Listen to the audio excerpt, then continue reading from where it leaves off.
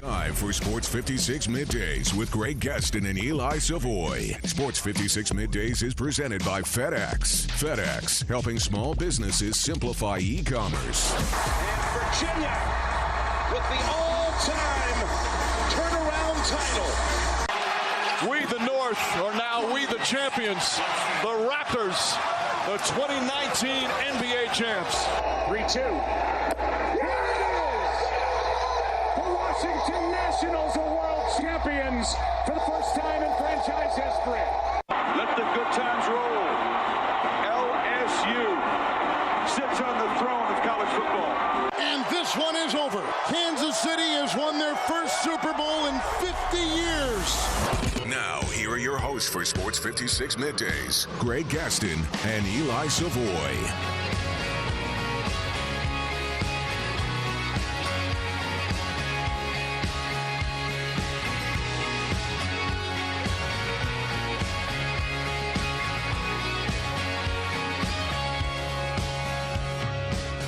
I got a piece of land out in the countryside. Lay back and smell the sun. Warm up the Georgia pie. Feels so good to be taking it easy. Why would I ever leave? 'Cause I know I got some good friends. Good morning. Happy hump day to you. Welcome into Sports 56 Middays. Eli Savoie here. No Greg Gaston. Although we will check in with Greg, as we've been doing each and every day. He will join me at 11 o'clock, talk a little bit with him, see if he watched any more of the Tiger King. I did not get started on the Tiger King last night. I was hoping to, but had some stuff recorded and things that got me, a little bar rescue, things like, they got to set my priorities. And John Taffer, my guy for bar rescue, gets priority over the Tiger King, and that's just the way it is. But we'll see if Greg got further in that. Gabe Kuhn is here with me. He's in the other room. We are doing our social distancing. We've got a divider between us. We are completely socially distanced. Absolutely, and I got started on the Tiger King. Did you? Last night, which means I am 5 full episodes in in a night. You went 5 deep. I could not stop watching it. It was very interesting. Very interesting. It is everywhere I look on Twitter, there's something about it. So I was fully planning on getting involved last night, and then I just, other things kept coming up, and I watched other stuff, and then I had Homeland to watch, Bar Rescue, my Sunday night programs, and then I got all sidetracked. And I thought it was about 9 o'clock, and I thought maybe I should watch a couple episodes of Tiger King, but then I was scared because of what everybody said that, oh gosh, if I watch 2 episodes, I'm going to probably want to watch like 4 or 5. And then I'm going to be up to like 2 in the morning. And I don't have that in me right now. So I'm going to have to just go ahead and say no. So I watched a couple episodes of the first 48. You can always sucker me in with the first 48. And I'm big into any murder investigation stuff. And obviously Memphis is no longer on there, but I got to see some Tulsa and Louisville action last night on the first 48. So that was my I did that instead of the getting started on the Tiger King. But plans tonight to get started on the Tiger King. Maybe, what is it, 9 episodes? 7 episodes. Oh, 7 and episodes. The problem with it, the reason I binged it the way I did, is it's in between the usual 30 minutes or an hour show. Yeah, it's right at 45 minutes. Yeah, that's what because I love any Netflix show that is 30 minutes because those are just so easy to knock out. When you have the hour-long shows, it's a little harder to really get myself to go, okay, I can watch this and bang through it but like The Ranch, which is one of the shows on there that I like, those 30-minute episodes, they go so fast. Like it's just boom, done. Move along. Could watch a full season in 2 days easily, and because you're only talking about a total of like 6 hours that you're investing in this whole thing. 7 hours, 8 hours, whatever. I think those are 8 episodes or 10 episodes. So what is that? 5 hours seasons though, so that's a little harder to binge in like one night. Yeah, well, no, but I've always kept up on The Ranch. So the new season comes out, boom, I'm done in like 2 days. But the hour-long ones. But that one, yeah, the 45 minutes. I can handle that. I can get four episodes in 3 hours. I'm okay with that. So like I said, I'll probably knock some of that out on the later tonight. But we'll see if Greg got deeper into that last night and what he thought. So you like it. You're in. I am entrenched in it fully. Okay. I mean, I am all in on Tiger King right now. I like that. So Greg will be at 11 o'clock. Tony Pauline is going to be at noon today. He is does the podcast, the Draft Analyst podcast of the Believe Podcast Network. He's also an analyst for ProFootballNetwork.com. We've had him on the show before. Talk with him about this weird situation we're in and how that might affect the draft. We do want to talk about the draft today because there now is more and more sentiment coming from NFL teams that the draft needs to be moved back. They're trying to do this draft in some form on its original dates is just it's probably a bad idea. We'll see if the NFL ever decides to move it, but right now there is some the Mickey Loomis of the New Orleans Saints came out, their GM, the league's GM council subcommittee has recommended that the draft needs to be pushed back. So I want to get into that a little bit as well. We've got some college football stuff to get into, a lot of college basketball. The transfer portal, they are not social distancing in the transfer portal at all. I mean, there are people jumping in the transfer portal like it is going out of style right now. And it's all the really good players from all the small schools. It's amazing. Like it's Radford and Bowling Green, and now Rhode Island's losing one of their better players. But like the really good players from these small schools are bolting, and they are all jumping into the transfer portal. Apparently the transfer portal has been disinfected well, and they do not care because they are jumping in that thing at a very rapid pace. The weird part is like it's hard to choose a new school because you can't go visit or anything like that. So everybody's in a hurry to get in there, but we'll see how long it takes for them to get out of the transfer portal. We've also had some coronavirus cases that are really more touching the sports world on the national front and on the local front down in Oxford. A really, really interesting and sad story down there that we'll tell you about. And all kinds of other stuff to get into on the program today. But again, Greg at 11, Tony Pauline at noon. Mel Kiper yesterday released his new mock draft. The Athletic did an interesting draft of college football coaches that I want to go over with Gabe and talk a little bit about that. There's news from the baseball world. Of course, the Trevor Lawrence GoFundMe page situation is something that's going on as well. So all kinds of stuff. We do remind you that the show is delivered each and every day by FedEx. And FedEx continues to do a lot of things, from whether it is distributing test kits and supplies to the front lines of people all across the country, to gathering up test samples and taking them and doing so. Like FedEx has really been involved in the forefront of just being able to be what they do, distributing, transferring, transporting, all the stuff, supplies, and other things. And we certainly thank them for what they are doing, and we thank them for what they do all the time here in the city of Memphis, and they bring you our program each and every day. This first hour of the show is brought to you by James Gaddis Jewelers as well. And, of course, this is the first day of the complete safer at home order from the mayor. It started at 6 o'clock last night. Although I have to say, maybe it's just because it's more than I thought it was going to be, but I honestly felt like this morning on my way here, there were more cars than have been on the road since this whole thing started at all.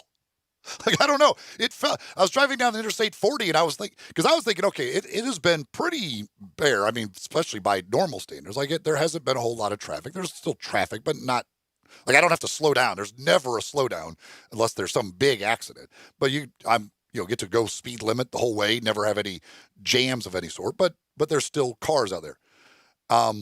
So today I was thinking, all right, well, now this new thing in effect, like it already was way reduced. Now you're going to reduce it even more because more things are closed, everything else. So there's going to be nobody out there. And I got onto I-40 and I thought, well, this is weird. I think there's more cars today than there was yesterday. It felt like a normal day, honestly. And by the way, that bike, we talked about bike riders.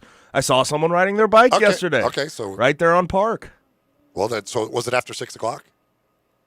That's a good. It was right before. They were probably riding it at 6 o'clock. So that's probably what it was. But I mean, it was right there before, right there on the cusp of that 6 o'clock deadline. But yeah, so I don't know. Like, it was just weird this morning to think. I was like, okay, I don't know. Maybe when I actually notice it the most, as far as the less people out, is like when I get off the air and I go get something to eat somewhere. Like, that's when I notice there are just so many fewer cars out of people getting lunch or whatever, especially if you go over to Poplar. Like, Poplar you get Poplar anywhere between like 11 and 2 normally. On a normal day is just slammed. Like, now you go over there and I was like, okay, that, like, I can drive down Poplar without any issues whatsoever, which is always a weird thing to be able to do that. So that's where you notice it. But again, folks, we urge you. Again, I know it's miserable in a lot of ways to just be stuck at home. Everybody wants to get out, and we're gonna, it looks like, have some nicer weather over the next couple of days. Tomorrow, I believe, it's still supposed to be in the 80s and sunny. So after the rain that we have had virtually every day in the month of March, it's been almost every day in the month of March we have had rain. We're going to get some nice weather here for a couple of days, and I know people are that's going to make you want to go do stuff. It's fine. Go outside, go in your yard, do some stuff in your yard, but again, do your best to comply with the orders of the folks, with the mayors, and listen to the people that know what they're talking about as we try and get through this all together. It's not fun. That is for sure. It's not fun at all. But we're here, and we are going to continue to try and get through this with you all. And if you want to talk about the coronavirus, if you want to talk about something in the world of sports, we're here to do that. We still want to hear from you. If you just need to get stuff off your chest, we are here for a sounding board. It's a bit of therapy for all of us, to be able to hear from you, and you get a chance to interact with us and other folks. We are happy to do that. You can do so via the First Bank phone line at 360-8255. That's 360-8255. The First Bank text line is 67129. 67129 is the First Bank text line. You can also hit us up on Twitter. I am at Eli560. Gabe is at, give me yours again. G_Coon71. He's an underscore guy. G_Coon71. Speaking of the coronavirus, I believe the latest update this morning, now 170 confirmed cases in Shelby County, 667 in the state of Tennessee. And in the sports world yesterday, we got some, again, it's sad. I mean, when you see this stuff, Jason Collins, the former Memphis Grizzlies player, posted a video, I don't know if he put a video up, but he tweeted, I know, that he has the coronavirus. Believes he got it when he went to Brooklyn Nets Pride Night just before the season shut down. And so he has been battling that and talked about the things that he has, what he has faced and the symptoms and everything else. And so it's been a rough time for him. And then if you saw the video from Karl Anthony Towns, and that's just hard to watch. I mean, quite frankly, very emotional that his mom in a medically induced coma now due to coronavirus. His dad in a mandated quarantine as well. And Karl Anthony Towns was one of the first guys who donated, I think it was $100,000 to help out folks and everything else when this all started. And now it's a real life thing for him and his mom. They don't know at this point. A medically induced coma. That's some serious stuff. And so it's in the video, posted about a 5-minute video just talking about what she went through and how they dealing with this and everything else, and really tough. And then down at Ole Miss, if you didn't see this story, Eli Johnson, who will be a 5th-year senior for the Rebels football team this coming season, the starting center last year, his mom and dad both have it. His dad actually writes for 24/7 Sports and covers Ole Miss. So by the fact that his mom and dad both have it, doctors believe he has it. Like, he is showing no symptoms, but the reason is, like, if you've been in a house with your mom and dad, they both have it. Chances are you have it in some form. Now, you may never show symptoms or whatever, but you probably have it. They believe, and he right now is quarantined with his dad, who has it, but he's quarantined with him, so they believe he certainly has it. Or his mom. I guess it's with his mom. His dad is in the hospital. His dad is in the hospital with it still. I think they've sent his mom home. So he is basically quarantined with his mom who has it, but his dad is in the hospital with this. And so it's, you just start seeing these things, and it's heartbreaking to see when you start, because at this point, I don't know anybody that has had it or has it, and it's so everybody's like, well, why? It's getting closer and closer, yes, though. I assume it's going to happen. It's going to happen soon, probably. I mean, just the odds would tell you that as this continues to spread, somebody close to you is going to get it, or somebody you know. So everybody says, like, why does it take these athletes or somebody in the sports world to get it to make it seem like real? Well, because if you don't know somebody with it, like but when you see a video from Karl Anthony Towns, like, we feel like we know these athletes because we know who they are. We don't know them, but we know who they are. And so when Karl Anthony Towns releases a video and he's just like emotional talking about his mom and how sick she is from it, then it does hit you like, yeah, like this is a real thing, man. Like, this is it's bad. And it makes me rewind right back to Rudy Gobert. If he would have never actually tested positive, where would we be with this thing? Would we still be in crowded arenas spreading this thing just willy-nilly? So that's the one thing. But I was glad to see David Johnson, obviously the 247 writer Eli's dad. He was back to Twitter last night. Yeah. Obviously, he's been in the hospital. I was glad to see he was back on there. But, Karl Anthony Towns' mother, that was that video that he released, the interview. It was very, very hard to watch. And it just shows you. I think she had 101.9. Well, yeah, he said that was like the lowest. It was like staying at like 103. And he said it would once in a while drop to like 101.9. And I'm like, my gosh, that's just frightening. If you break 100, go get yourself checked out. Figure it out. And, for me, like, it's, again, and I'm taking it very seriously. I'm staying home, all that stuff. But it's, like, for my family, I have two parents who are older. I mean, both of my parents are in their 80s. So, my mom has diabetes. Like, there's a lot about my parents that make them extremely susceptible to this. If they were to get it, I mean, who knows what kind of. I have a brother who is going through cancer treatment, who makes him very much vulnerable to the coronavirus. So, just in my family, now so far, so good, but I have folks who are even more susceptible to this. So it's a little scary on that part. But it's just, as you see more and more of these things, and we're going to continue to see more and more. You mentioned Rudy Gobert. It is still, like, mind-boggling to me to think that was 2 weeks ago today. 2 weeks ago.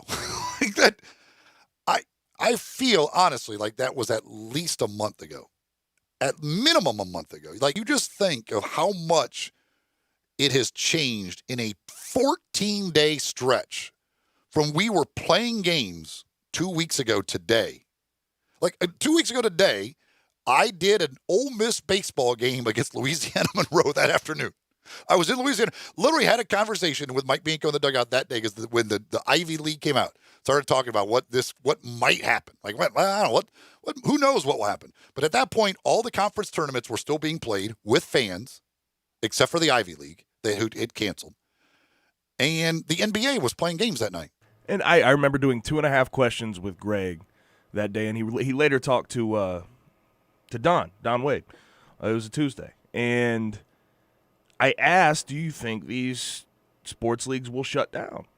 And it was still, no, they'll play without fans. They'll play without fans, and they'll move as normal accordingly. 2 days later, everything is shut down beyond belief.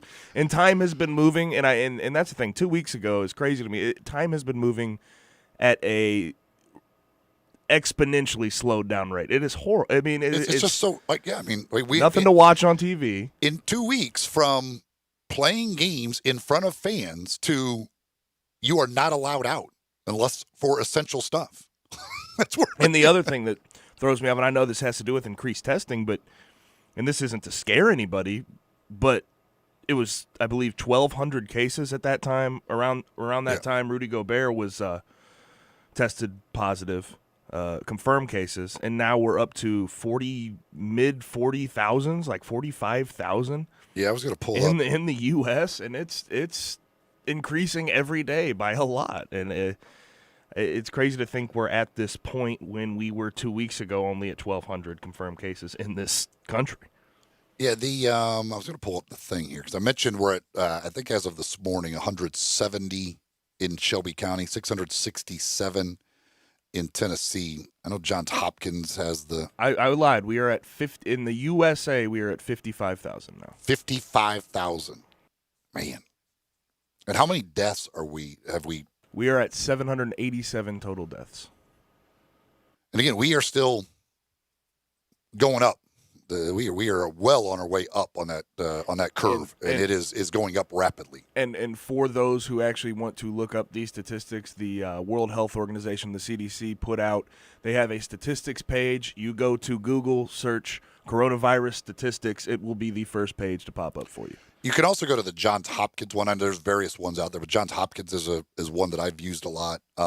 They have the whole map of the world, and you can click on state by state, country by country, and it tells you all of the confirmed cases and the deaths and all of that stuff. So you can find out state by state there, country by country. But yeah, I mean, it's again, it's a scary deal. And as we continue to see this, you just, again, stay home, wash your hands, do everything that you can, because even though, you know, we and this brings me to, when we come back, I want to get into Liberty University. I'm dumbfounded by what is happening there. It doesn't make sense really to me at all. But nonetheless, we will get to that when we return here. This is Sports 56 Middays, the Wednesday, March 25th edition of the program, coming to you right here on Real Sports Talk, Sports 56, 96.1 and 87.7 FM. Take Sports 56 with you on your phone or tablet. Download our official Sports 56 app today. Make your day smoking with the Big Green Egg. You can smoke, bake, roast, sear, and grill, all with a lifetime warranty. Ceramic never rusts, and the easy, accurate temperature control gives you the greatest range of any grill. Make your next grill your last with the Big Green Egg. Available at these nearby locations: Hamilton Fireplace Shop, 4462 Summer Avenue; Germantown Hardware Company, 2083 South Germantown Road; Garden Spas and Pool, 9393 Poplar Avenue; and East Memphis Ace Hardware, 5143 Quince Road. You'll see the dedication in every single step. You'll see it in the smiles, when smiles are hard to get. You'll see it in the little things that add up to success. The caring and passion are the things that we love best.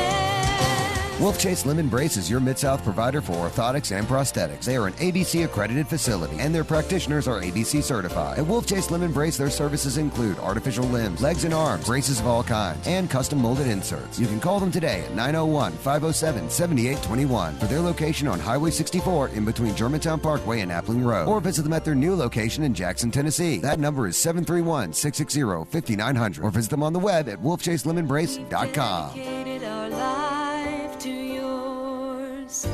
Wolf Chase Limb and Brace.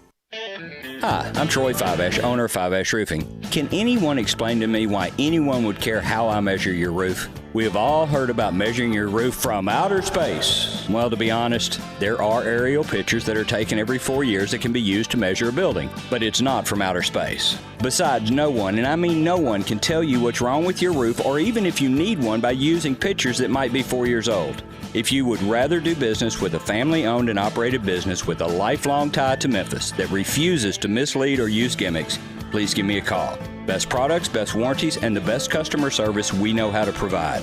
Fiveash Roofing, proud partner of the Memphis Tigers and the official roofer of the Memphis Tigers home team. Fiveash Roofing, fair, honest, and ethical. 367-0050 or memphisroofer.com. 367-0050 or memphisroofer.com. Fiveash Roofing, it's what we do. We're here for you. There's a new commissary in town in Collierville. Germantown Commissary is doubling. Yeah, they're still going to have the old Germantown Commissary by the tracks, but now there's a huge new Germantown Commissary in Collierville at Poplar and Houston Levy Road. It's huge, too. There's a drive-through. There's plenty of parking. No telephone pole to get in your way. A cool patio. It's right by the track, so the tradition continues. And this is a tradition that's been around forever. That commissary is famous for hickory-smoked, slow-cooked Memphis-style barbecue. They've got a private party room at the new one in Collierville. Self-catering still continues. Party packs for $5.95. Basically, the great ribs, the great pulled shoulder, the great deviled eggs. Everything is there in Collierville and Germantown now. So there is now a Germantown and Collierville style of barbecue. It's called Germantown Commissary. Now, back to Sports 56 Middays presented by FedEx. This hour of Sports 56 Middays is also brought to you by James Gaddis Jewelers at 4900 Poplar. Here once again are Greg Gaston and Eli Savoie. Welcome back here, Sports 56 Middays. Glad to have you with us. Eli Savoie, Gabe Kuhn here. Sports 56, 96.1, 87.7. Of course, you can watch us live on Facebook, Twitter, Instagram, Periscope, YouTube. Any of those, just find Sports 56 WHBQ or just go to our website at sports56whbq.com. You can get the video feed there. Of course, you can listen to the stream from the website. We got the Sports 56 app. If you're at home and stuck in the house, like so many are, just say, hey, Alexa, turn on Sports 56. Get her fired up and carrying Sports 56 for us. And you can listen easily that way at home. Do you have Alexa? I do have Alexa. Okay. We have, we technically have 3 Alexas.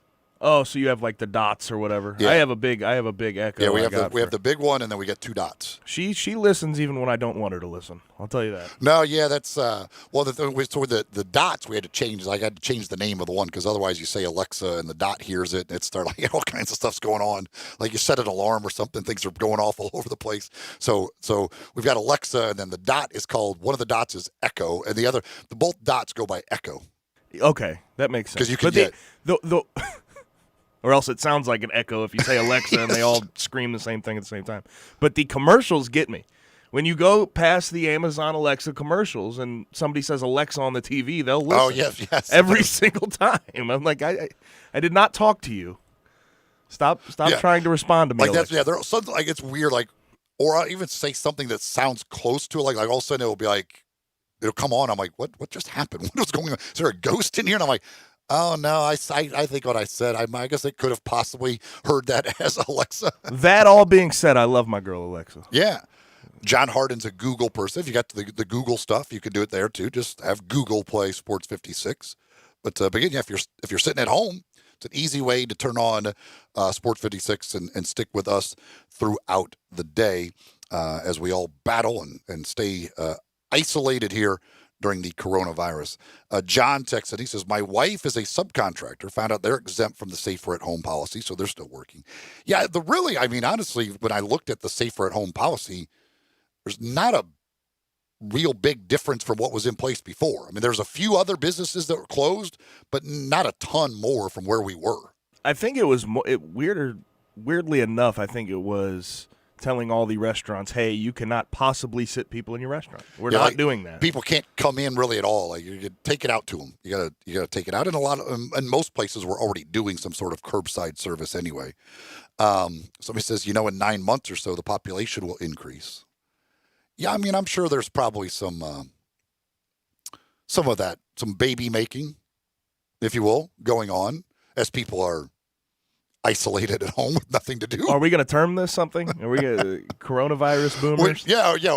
What is this? What if we do see a big spike in population in 9 months? What will we term those babies? Corona babies? Pandemics. The pandemics. Pandemic babies. But I mentioned before the break, Liberty University. And they have reopened their campus, which I don't quite understand. Students are not required to come back. All of their classwork has been moved to online classes. So there are no classes being held, but yet they're bringing students back. And they had about 1,900 so far that have come back. And Jerry Falwell, the president of the university, says that extending spring break would have risked students having a longer time to become exposed to the virus. Okay. But my question, so if you believe that spring break was really putting them at risk of being exposed to the virus, why would you take all of those kids who you now think might have been exposed to the virus and bring them back to your campus together, 1,900 of them, to now possibly be exposed to the virus by the ones who picked up the virus on spring break? I need to understand his reasoning also. Like, a lot of these kids were probably at home with their parents, whatever it may be, their guardians. So Well, I don't see why. Like, they could catch it at Liberty just as quick as they catch it. No, they probably catch it quicker on a campus with 1,900 other people than they will at home with 3 other people. I mean, I guess if you have students who have nowhere to go, like, they don't have any family, like whatever, like they literally don't have anywhere to go. I guess I could see the idea of, hey, we're at least giving them some place to go, and they can kind of self-quarantine here, because again, they're not going to classes. Like, they could go in one of our dorm rooms and just be in there away from people. But I don't understand this whole thing of, come back to campus. We're not extending spring break. Just come on back. If you want to. You don't have to, but if you want to, come on back. And again, you're not going to go to class. That's all online. But we're going to gather some, again, they said they were expecting maybe as many as 5,000 would come back. But I will say this: if I'm a parent, there's no way I'm letting my child go back to school. Are you kidding me? Like, it makes no sense. There's just no reason to do it. If all of your classwork is already online anyway, like what's the purpose of opening your campus, making staff come back? Again, you're making staff come back too. That now you're also bringing these 1,900 students together with that staff that you're having there. So it just, I don't know, it just doesn't make sense. There's no like, to me, there is no, again, other than if you had some students who literally have nowhere else to go. That would be the only possible thing I could see where you would say, all right, you guys are welcome on our campus. We're going to put you basically in a room by yourself, but you need to isolate while you're here. Like, that's it. Don't just, hey, our campus is open. Come on back if you want to. I can understand if they were isolated there, they're staying in their houses, their dorms, or whatever it may be, and they need food and things like that. The essentials, you deliver it out there. You open it just for that sort of case. But to have kids coming back on campus for class, for meetings and stuff like that, it makes absolutely no sense. If you wait one more month, I might be able to give you a certain benefit of the doubt, but even then I might have the same reaction. Yeah, I mean, we'll see where we stand in a month. I mean, that's the thing. Like, where do we stand? And then, of course, we had the whole Trevor Lawrence GoFundMe situation that became really bizarre yesterday. And the NCAA, it looked like at one point was doing NCAA stuff. And then that all changed, and the NCAA said, no, we're absolutely fine with this. If you did not hear about this, Trevor Lawrence, of course, the quarterback for the Clemson Tigers, and his girlfriend who plays, is it soccer? I'll look for a small college. I'll look that up for you. They did they were doing a GoFundMe page to help out folks. They were trying to get food for folks. There was 2 different charities they were helping out. Soccer at Anderson University, small university. And so they were doing this. They started this GoFundMe page, and they were going to use the money for, one was for No Kid Hungry, to help out young kids who need food. And then the other part was going to go to Meals on Wheels to help out the elderly people. And then there was also going to be some to go directly to individual families that needed it. Well, then there was a point yesterday where the girlfriend posted a video saying that Trevor Lawrence, that he was no longer able to be a part of this because of NCAA rules, and all of that stuff.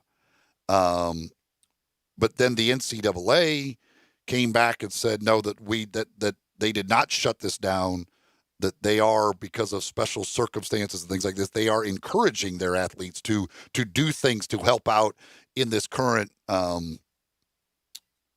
situation that we're facing. So now it's back on.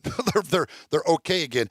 And I have a feeling this was the NCAA saving face, because once they realized the reaction they were getting and how stupid that looks, if you were to actually try and say, like, no, you can't do this stuff, you can't use your name for crowdfunding, like, we're dealing with a pandemic here. I think we can, like, you know what, hey, let's make some special rules right now for kids to do some things to try and help out the people that are needing the help. How stupid are they to even think about saying anything in the first place? Like, why did you even? I don't care what the rule is. I really don't. What made you think that it would be good to shut this down in the first place? I don't understand the thought process that they go through when they do things like this. The NCAA's statement was the NCAA did not ask Clemson student athlete Trevor Lawrence to take down his fundraiser for COVID-19 patients and their families. We continue to work with member schools so they have the flexibility to ensure that student athletes and communities impacted by this illness are supported, and we applaud Trevor for his efforts. That's where they ended up at, to try and save face, I think. So I take it GoFundMes are just not allowed if you're an NCAA athlete. Yeah, you are not allowed to do crowdfunding based on your name, image, likeness right now. Like, you cannot use your name basically to get money. That was a thing that they did a few years ago, or a couple years ago, I think maybe, that they said you could not do GoFundMe. That's why, like, if you're donating to a charity, if you're raising money for COVID-19 awareness, I don't think this should even be a issue. If it's a guy saying, hey, support my bank account, well, yes, then exactly. Maybe I could see that. But for God's sake, like, just pick and fight your battles. I think you can take that's the problem, is they don't look at each situation and circumstance the same. They do look at it the same. They don't look at it for what it is in that moment. And that's a big issue. I do believe the way because and part of the girlfriend's message, what she said, they are not able to do it going to a direct family. They can only do it to the nonprofit organizations, and I think that does stand. Like, they can't say, like, we're going to pick out a family to give it to. It has to just go to the charities. Which, okay, if that's what you need to do, whatever. But the thing I was thinking about when this was all happening at first was, like, okay, so they're going to say Trevor Lawrence can't do this. Like, there is a chance, an outside chance, that Trevor Lawrence is no longer going to be a college athlete. Like, we may not play college football. Like, and then he's going to be gone anyway. So, like, they're doing all this for a guy who theoretically may never play another college football game. And the other thing that went through my mind that was just thinking about it insane to me is the thought of playing a football game without fans, too. I was thinking about that the other day, and I was just like, what would that be like? Because you think about the other team when they're on offense and how that crowd reacts and how loud they get and what that home field at Clemson, at Alabama means. It's just it takes away a huge part of that college game, too. Well, think some of these places, like, where you're getting 80, 90, 100,000 people, and take that to zero.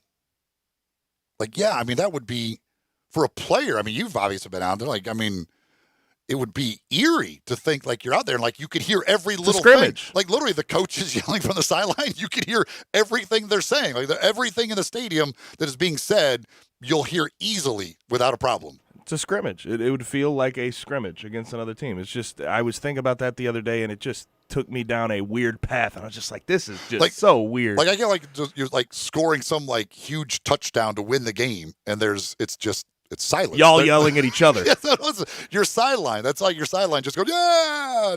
But no, I mean, that's things that would be so eerie if we do play these games at some point and we start without fans in any of these sports. Like, and I have to believe we will. I mean, I don't think we're just going to rush right back. And that's the thing too.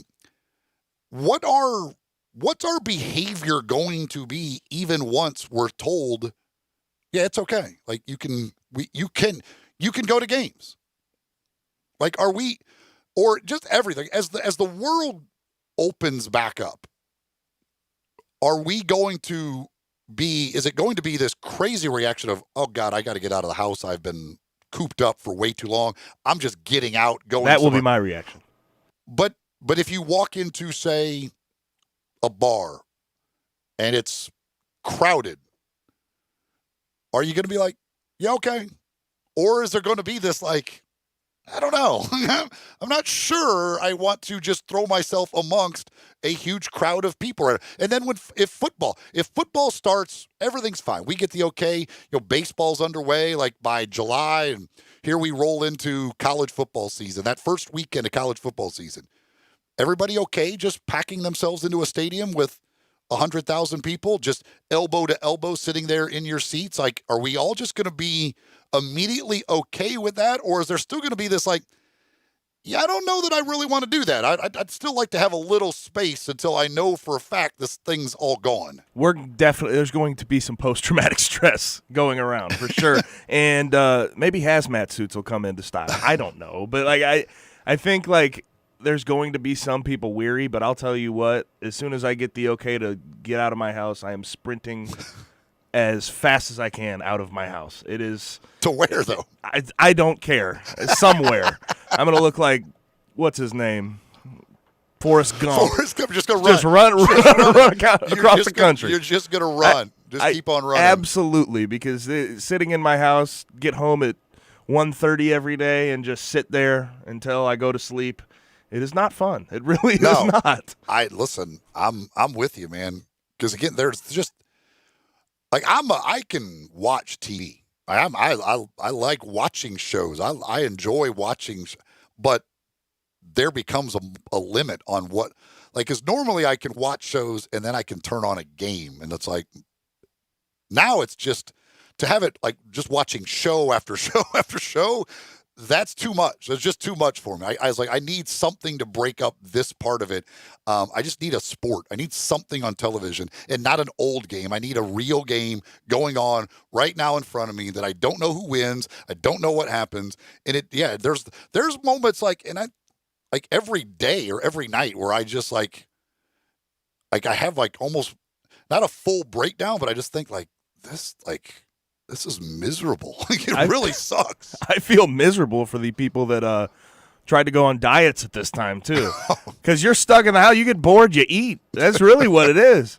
Well, yeah, unless they've run out of food and they can't go get more. Like, that's the only Luckily, I've been saving for this day for a minute. I feel like I have been preparing for a end-of-the-world situation with how much meat I have frozen at my house.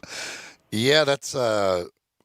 When I grew up with my parents, man, we used to have this, like, we had more frozen meat in the house at all times. Like, we could literally have not left the house for probably 6 months, and we would have been just fine on food. Because we would butcher cows, and we'd have a full cow basically in our freezer at once. Like we could have eaten red meat every day for 6 months without a problem, and that's with even if you let after when I was old enough and a couple of my brothers were, that's with like 6 people in the house. We still had plenty of food to get by for any period of time. It's not so much like that anymore because I need to get a big chest deep freeze where I can just stock that thing with as much food as I possibly want. Luckily, I have one of those, but I went to the grocery store yesterday. 1 pack of chicken is all I could get out of the grocery store. And the people that really bother me, I saw this woman. She was basically in a full hazmat suit. I'm not a hazmat suit, but she had one of those N95 masks on, the gloves, the whole 9 yards. 3 full shopping carts full of stuff. And she had a old lady who was bagging groceries and an old man who was bagging groceries come help her bring it to the car. And I was just like, man. How is she even pushing 3 carts around? Ma'am, the greed and just... If you're doing that, that's the one thing I will say. I don't like you. I really don't. I would assume that means she's getting that and she's not leaving her house again she just wants to go home and not leave the house. Absolutely, but you're also taking away a lot of stuff from people that need it. And that's an issue for me. Did she have helpers? Like, how was she getting 3 carts around the store? No, I said there was. That's a great question. That is a great question. Was she filling one up? She must have, because I saw her in the line. Okay. So that's the only time I caught her. Did she fill one up, park it up there, be like, I'm going to be back with more, go fill up another one, park that one back. I got one more, and then we'll start checking these things out. If she left, I would have just taken. Like, I don't even know. Like, how in the world would you possibly push 3 full carts around the store? The only thing I saw is her taking them out, and she had 2 helpers to take them out to her car. I did not see her pushing them around the store. Well, folks, during this time, we do continue to urge you to support the local restaurants, the other local businesses, helping these folks out as much as you possibly can. One of those being Central Barbecue. They continue to do curbside service. They will also do they're doing delivery too, in some cases from all of their stores. So they're doing their best to help you out and make it as safe for you to get their food as possible.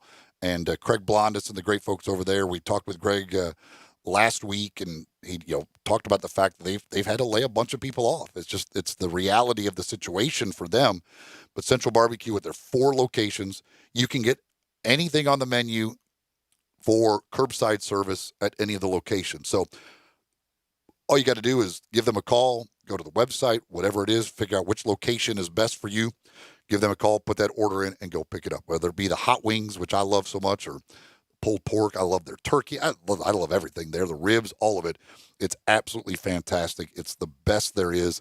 Central Barbecue is so good. And 4 locations. The original on Central, the downtown location next to the Civil Rights Museum, the Summer Avenue location there near Summer and Perkins, and then also the newest location, which isn't that new anymore, but it is the newest. That's on Poplar near Ridgeway, just up the road from us here at Flynn Broadcasting. But give them a call at any one of those 4 locations. Go by there, pick it up, support these local businesses during these tough times. They are Central Barbecue. Back to wrap up hour number 1 right after this. Real Sports Talk, Sports 56, 96.1 and 87.7. Broadcasting from the Family Leisure Studio, we are Sports 56, 96.1 and 87.7. Base is loaded here at the top of the 9th. And the pitch. And it's out of here!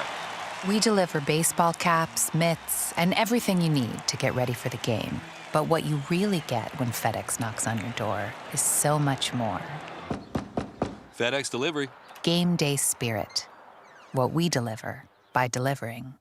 Farmers Insurance knows that when you're in the car and that song comes on, yes, that's the one, you have no choice but to pull out your imaginary drumsticks and smash those cymbals and stomp on that kick pedal, which unfortunately is the accelerator pedal. And we covered it. Talk to a farmer's agent who knows a thing or two because they've seen a thing or two. Call Chad Gatlin at 901-235-1176 or get a fast quote at memphisfarmers.com. We are farmers. Bum, bum, bum, bum, bum, bum. Underwritten by Farmers Truck Fire Insurance Exchanges and Affiliates. Products not available in every state. Stop waiting and start off-road living in a Can-Am today. The Spring Fever event is now on at Olive Branch Motorsports. Take on every task, trail, and terrain in a Can-Am off-road vehicle that will easily handle anything that comes your way. And for a limited time, get up to $2,500 off on select 2019 models, making it easier than ever to go out and play. Visit Olive Branch Motorsports now at 5656 Goodman Road or online at obmotorcycleatv.com. Hi, it's Jamie, Progressive #1, #2 employee. Leave a message at the... Hey, Jamie, it's me, Jamie. This is your daily pep talk. I know it's been rough going ever since people found out about your a cappella group, Mad Harmony, but you will bounce back. I mean, you're the guy always helping people find coverage options with the Name Your Price tool. It should be you giving me the pep talk. Now get out there, hit that high note, and take Mad Harmony all the way to nationals this year. Sorry, it's pitchy. Progressive Casualty Insurance Company and Affiliates. Price and coverage match limited by state law.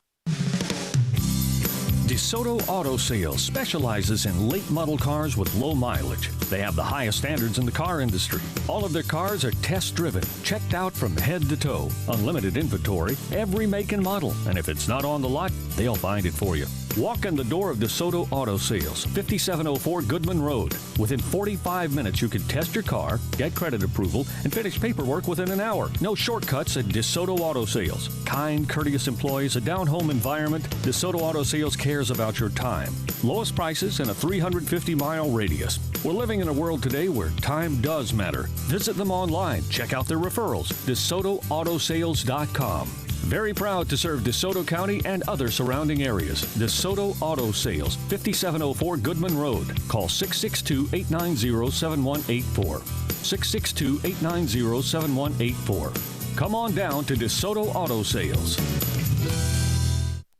Now, back to Sports 56 Middays presented by FedEx. This hour of Sports 56 Middays is also brought to you by James Gaddis Jewelers at 4900 Poplar. Here once again are Greg Gaston and Eli Savoie. We'll be checking in with Greg coming up here in about 10 minutes. Got a text here on the First Bank text line. Again, you're welcome to text in. First Bank text line 67129. That's 67129. And also, you can call in on the First Bank phone lines at 360-8255. Did get a text. Eli, you'll get a real game in September. Keep the faith. I do believe that. I believe, and I mean, this is, obviously there's no reason or one way or another. I don't have any, I'm not a doctor. All I'm doing is doing my best to trying to listen to those. But I feel like we will have sports. I'm guessing we're back to live sporting events in July. That's my guess. That's just does that purely count a NBA? Guess. I don't know if the NBA what they will do. But I think we will have some sort of live sporting events. I think baseball. I have a feeling baseball will begin their season and be playing in the month of July. Yeah. I mean, I think the MLB will get a season in. Whether it's a full 162-game season, probably not. But the NBA is sort of up in the air, and the fact that I think if you come back, you're going to have to go straight to playoffs, and there's sort of the thought of you might have to shorten the series, too. Yeah. A 7-game series ain't going to cut it when you have a time crunch. Yeah, I mean, the question becomes with them, first, how much time do you need before you can resume playing? Like, they're going to have to give some sort of time for practices, like some sort of like mini training camp type thing for guys to get back in there, get in shape, all that.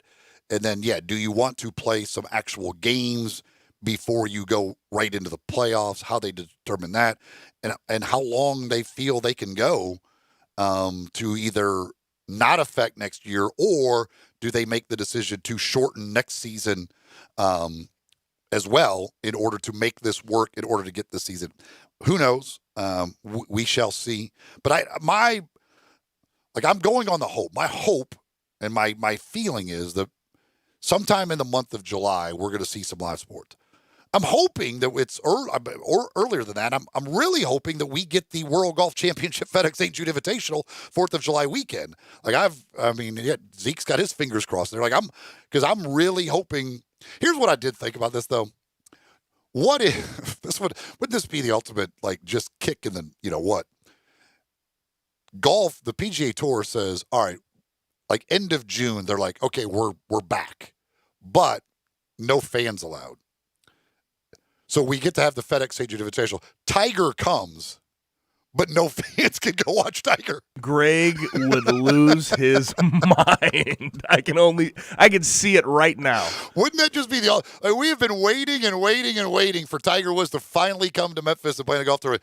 Watch him come in a year where they go, no fans allowed at the tournament. Hey, but I will say this, if you're a UFC fan, you're going to have it before you know it. In the middle of April, you're gonna have some. You're gonna have a fight card for you. No fans.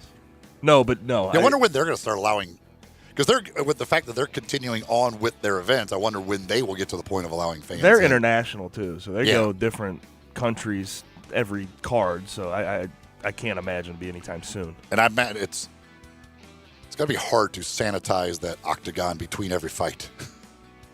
It's bizarre, too, because every time I watch with somebody who's brand new with UFC, they're like, they just leave the blood on the mat. They do. Not much you can do about it. Just you move along. Hour number 2 coming up. We'll start the hour with checking in with our buddy Greg. See if he got further into the Tiger King last night and talked about him, talked some other topics with him. When we come back, this hour of the program has been brought to you by James Gaddis Jewelers. It is Sports 56 Middays. Real sports talk. Sports 56, 96.1 and 87.7.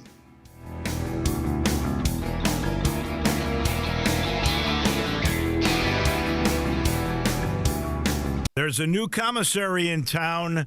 In Collierville, Germantown Commissary is doubling. Yeah, they're still going to have the old Germantown Commissary by the tracks, but now there's a huge new Germantown Commissary in Collierville at Poplar and Houston Levee Road. It's huge, too. There's a drive-through. There's plenty of parking. No telephone pole to get in your way. A cool patio. It's right by the track, so the tradition continues. And this is a tradition that's been around forever. That commissary is famous for hickory-smoked, slow-cooked Memphis-style barbecue.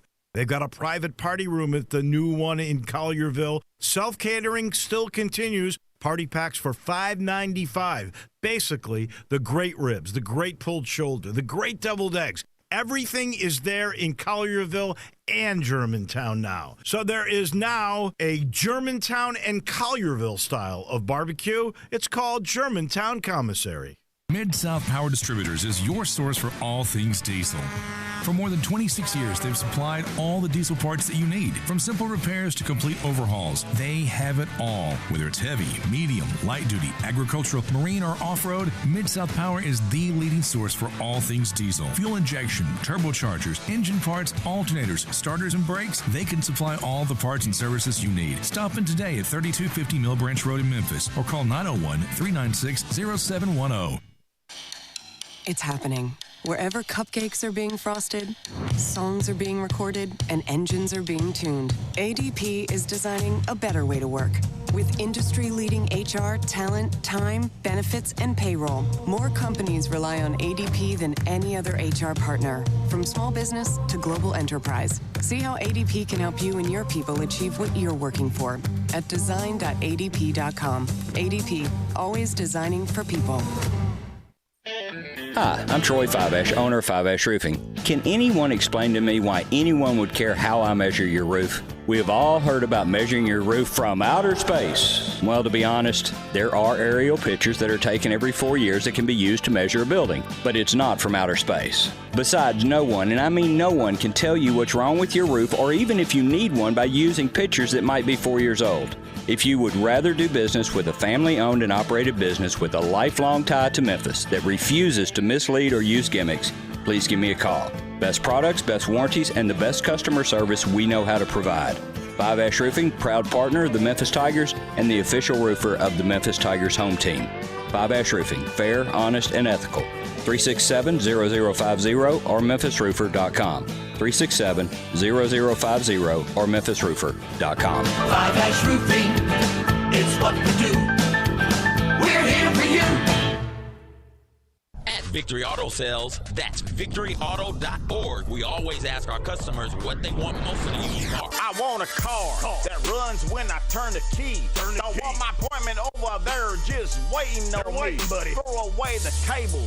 You'll never be late with one of our cars because they are just darn great. I want a car that runs down the road, that doesn't leave me stranded while it's getting dough. I want brakes on my car so I can stop when I'm driving too fast and when I see a cop. They want a car that starts. They want a car that runs. They want a car that stops. Victory Auto Sales, 901-380-5800. That's victoryauto.org. Check us out. We are at 4885 Elmore, just off Covington Pike. In-house financing, of course. Generous credit approval. Of course. Don't forget to ask about our layaway. That's victoryauto.org, 901-380-5800. Fill out the credit app online or come by or give us a call, 901-380-5800. We are Sports 56 WHBQ Memphis, WIVG-FM Tunica Memphis, and WPG-FLP Memphis, Flynn Broadcasting Stations. Now, back to Sports 56 Middays delivered by FedEx. This hour of Sports 56 Middays is also brought to you by Gold Strike Casino and Resort in Tunica. Here once again are Greg Gaston and Eli Savoie. Here we go. It's to rock around, that's right on time. Welcome back. 11:02 here on Sports 56 Middays. Eli Savoie, Gabe Kuhn. Going to check in with Greg Gaston here in just a moment. The show delivered each and every day by FedEx. And again, FedEx has been on the front line of doing a lot of stuff as far as supplies and things with this coronavirus. Again, just showing what they mean not only to us here in Memphis, but to the world. And it's great to have them headquartered here and all the great things they do here. But they have been a big part of everything involved as far as getting supplies distributed and picking up and taking things wherever they need to go. And we certainly salute the great folks over at FedEx for that. It is the Wednesday, March 25th edition of Sports 56 Middays. And Eli and Gabe here in studio. And we now check in, as we have done each and every day, with our buddy Greg in his Corona bunker. What's up, Greg? I'm going stir crazy, man. I got to be honest with you. Have you watched? I just told Gabe. Huh? Have you, by chance, watched Stir Crazy while you're at home going stir crazy? No, but I've seen Stir Crazy. Stir Crazy is good with stuff. the great Richard Pryor and Gene Wilder. Yes, that's a classic comedy. I've seen. Yes, I've seen. But I was talking to Gabe during the break, and I said I got to get out because it's been since Saturday. But the only time I physically walked out of this house was to take the trash out yesterday. And I'll go and bring the trash cans in today. But I told him, I said, I got to get out and go and get some lunch because I've been basically making sandwiches, and got a bunch of stuff in the fridge. Just been making sandwiches. I've been playing my part. But I need to go somewhere and do it like a little curbside. Keep the local businesses going, all that stuff. Got to do my part. So I'm just trying to figure out what I want to eat and call it in, make sure they're doing curbside, and go get some lunch just to get the heck out of this house, man. It's driving me crazy. Here's what you need to do to if you want to kill a little more time. Set up like a 16-team bracket of places you might eat, and then do the bracket, and whichever is the champion, then go eat there. Then your decision of where to eat will give you like 2 hours worth of material. Well, I appreciate everybody because we've done we just did the bracket on our show, and maybe more brackets in the future. And I appreciate everybody that's thinking outside the box on Twitter and just coming up with different unique things. But it's almost like now where I'm like, okay, I'm tired of the brackets. I'm tired of the people doing the play-by-play of the people walking across the street. I mean, I've seen like 1,000 videos of this. I know it's innovative. It's fun. It's just some new material when there's really not a lot to report on. But man, oh man, it's like it gets monotonous after a while. Greg has reached the tipping point. Greg's angry. Greg now. By the way, Gabe, who won the championship? I forgot to ask you that. Who won the championship? Outback Steakhouse wins by a runaway over Olive Garden. Both the 2 seeds. Ooh, Outback, very nice. Go get you a bloomin' onion. Solid. Get you a bloomin' onion, Greg. I don't know if they do bloomin' onion takeout, do they? Oh, I guarantee they do. If you're going to do takeout from Outback Steakhouse, they better be providing some bloomin' onions. By golly, that's actually a good idea. I don't know. I'm just I'll think about it. They give it to you half bloomed, and then by the time you get home, it's fully bloomed. Put a little water on it; it fully blooms. Put a little sunlight there, and it's perfect. So, did you watch more of the Tiger King? I did. I watched the 3rd episode. So my wife comes home from work and she hadn't started it, so I said I'll get you caught up, and I started watching the 3rd episode, and so she's watching it for the first time, and she's like confused, and I'm trying to explain who these people are. She goes, let me go in the other room and start to watch and catch up. So she started watching episode 1, and she didn't finish. She fell asleep.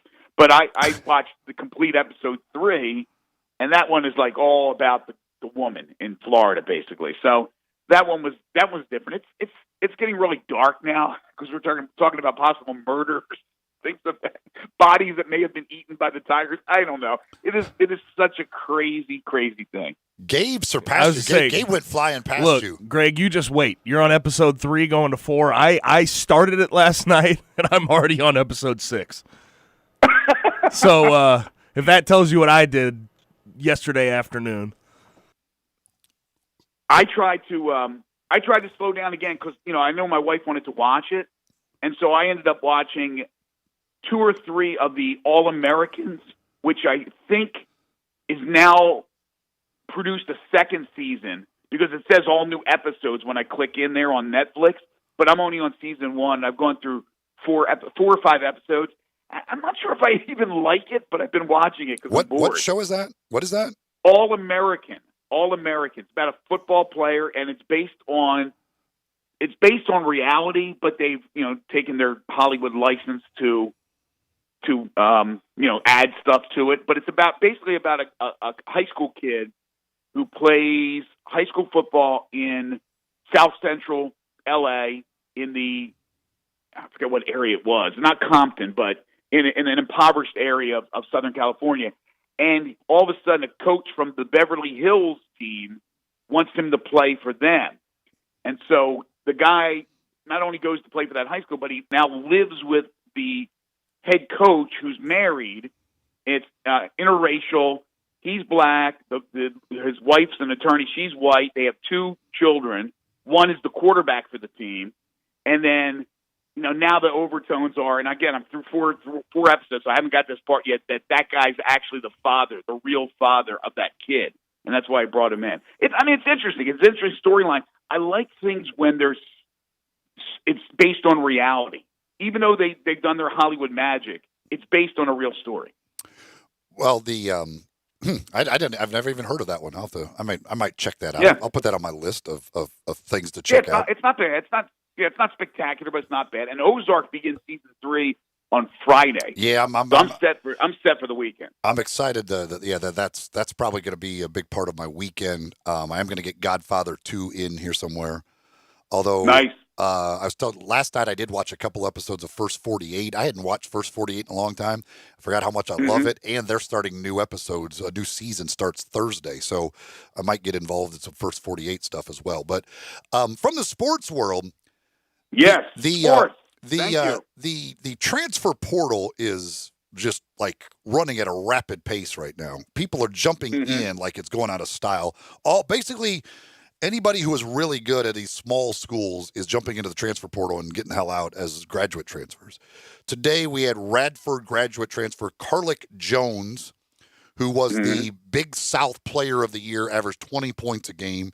Tyrese Martin of Rhode Island is in there. There was another one that I think went this morning from one of these small schools that's supposed to be pretty darn good.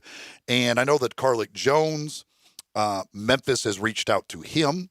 He's one of, they are certainly one of the schools, but like that's everybody in the world is reaching out to him because dude's averaging 20 points a game. I don't care. If you're a graduate transfer averaging 20 points a game, people are going to be involved with that.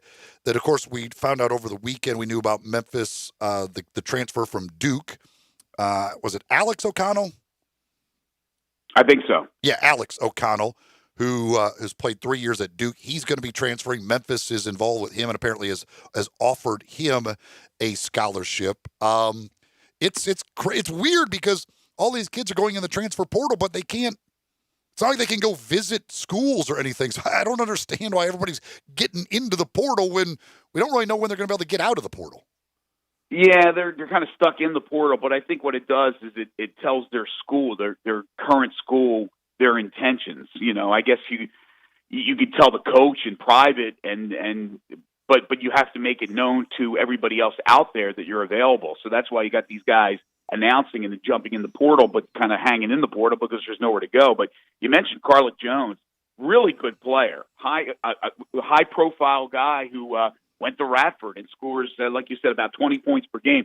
And that's that grad transfer, or is he a regular transfer or a grad transfer? He's grad transfer. Carlick Jones. Yeah. He's the kind of guy that Memphis absolutely needs, and that's what they were trying to get last year with the kid from Little Rock, and it didn't work out. But they absolutely need to get one of those guys, if not two of those guys, a veteran presence to go along with all these young players. But you mentioned there's a lot of teams lining up for him. The thing is that it's interesting because even players that are in the transfer portal, like there was 8 guys basically from Wichita State. Well, some of them are pretty good, but there's also guys that are deep in the rotation or not even in the rotation that are jumping into the portal from around the country. And it seems like teams just are offering. It's almost like they're just offering to offer in some regards to players that I was looking at. One guy, he's like, he averaged 2.3 points per game, and he's in the transfer portal. And it's like, yeah, these 15 schools are already after him. I don't know if it's just to get something new, to try something, to get a player that maybe has some experience to go with a younger team. because everybody's getting offers, even guys that aren't even that good, at least stat-wise. Well, like the kid from Duke, his stats are terrible. He barely played there, but I think like somebody like him, it's like I'm sure he was a highly ranked recruit coming out of high school. I don't know where he was, but if he went to Duke, I'm sure he was highly ranked, and it's Duke. So like if you think a lot of these places are like, okay, if the kid, so he's not good enough to play at Duke. Certainly, he's good enough to play for us, though. Like I think that's what they look at it as.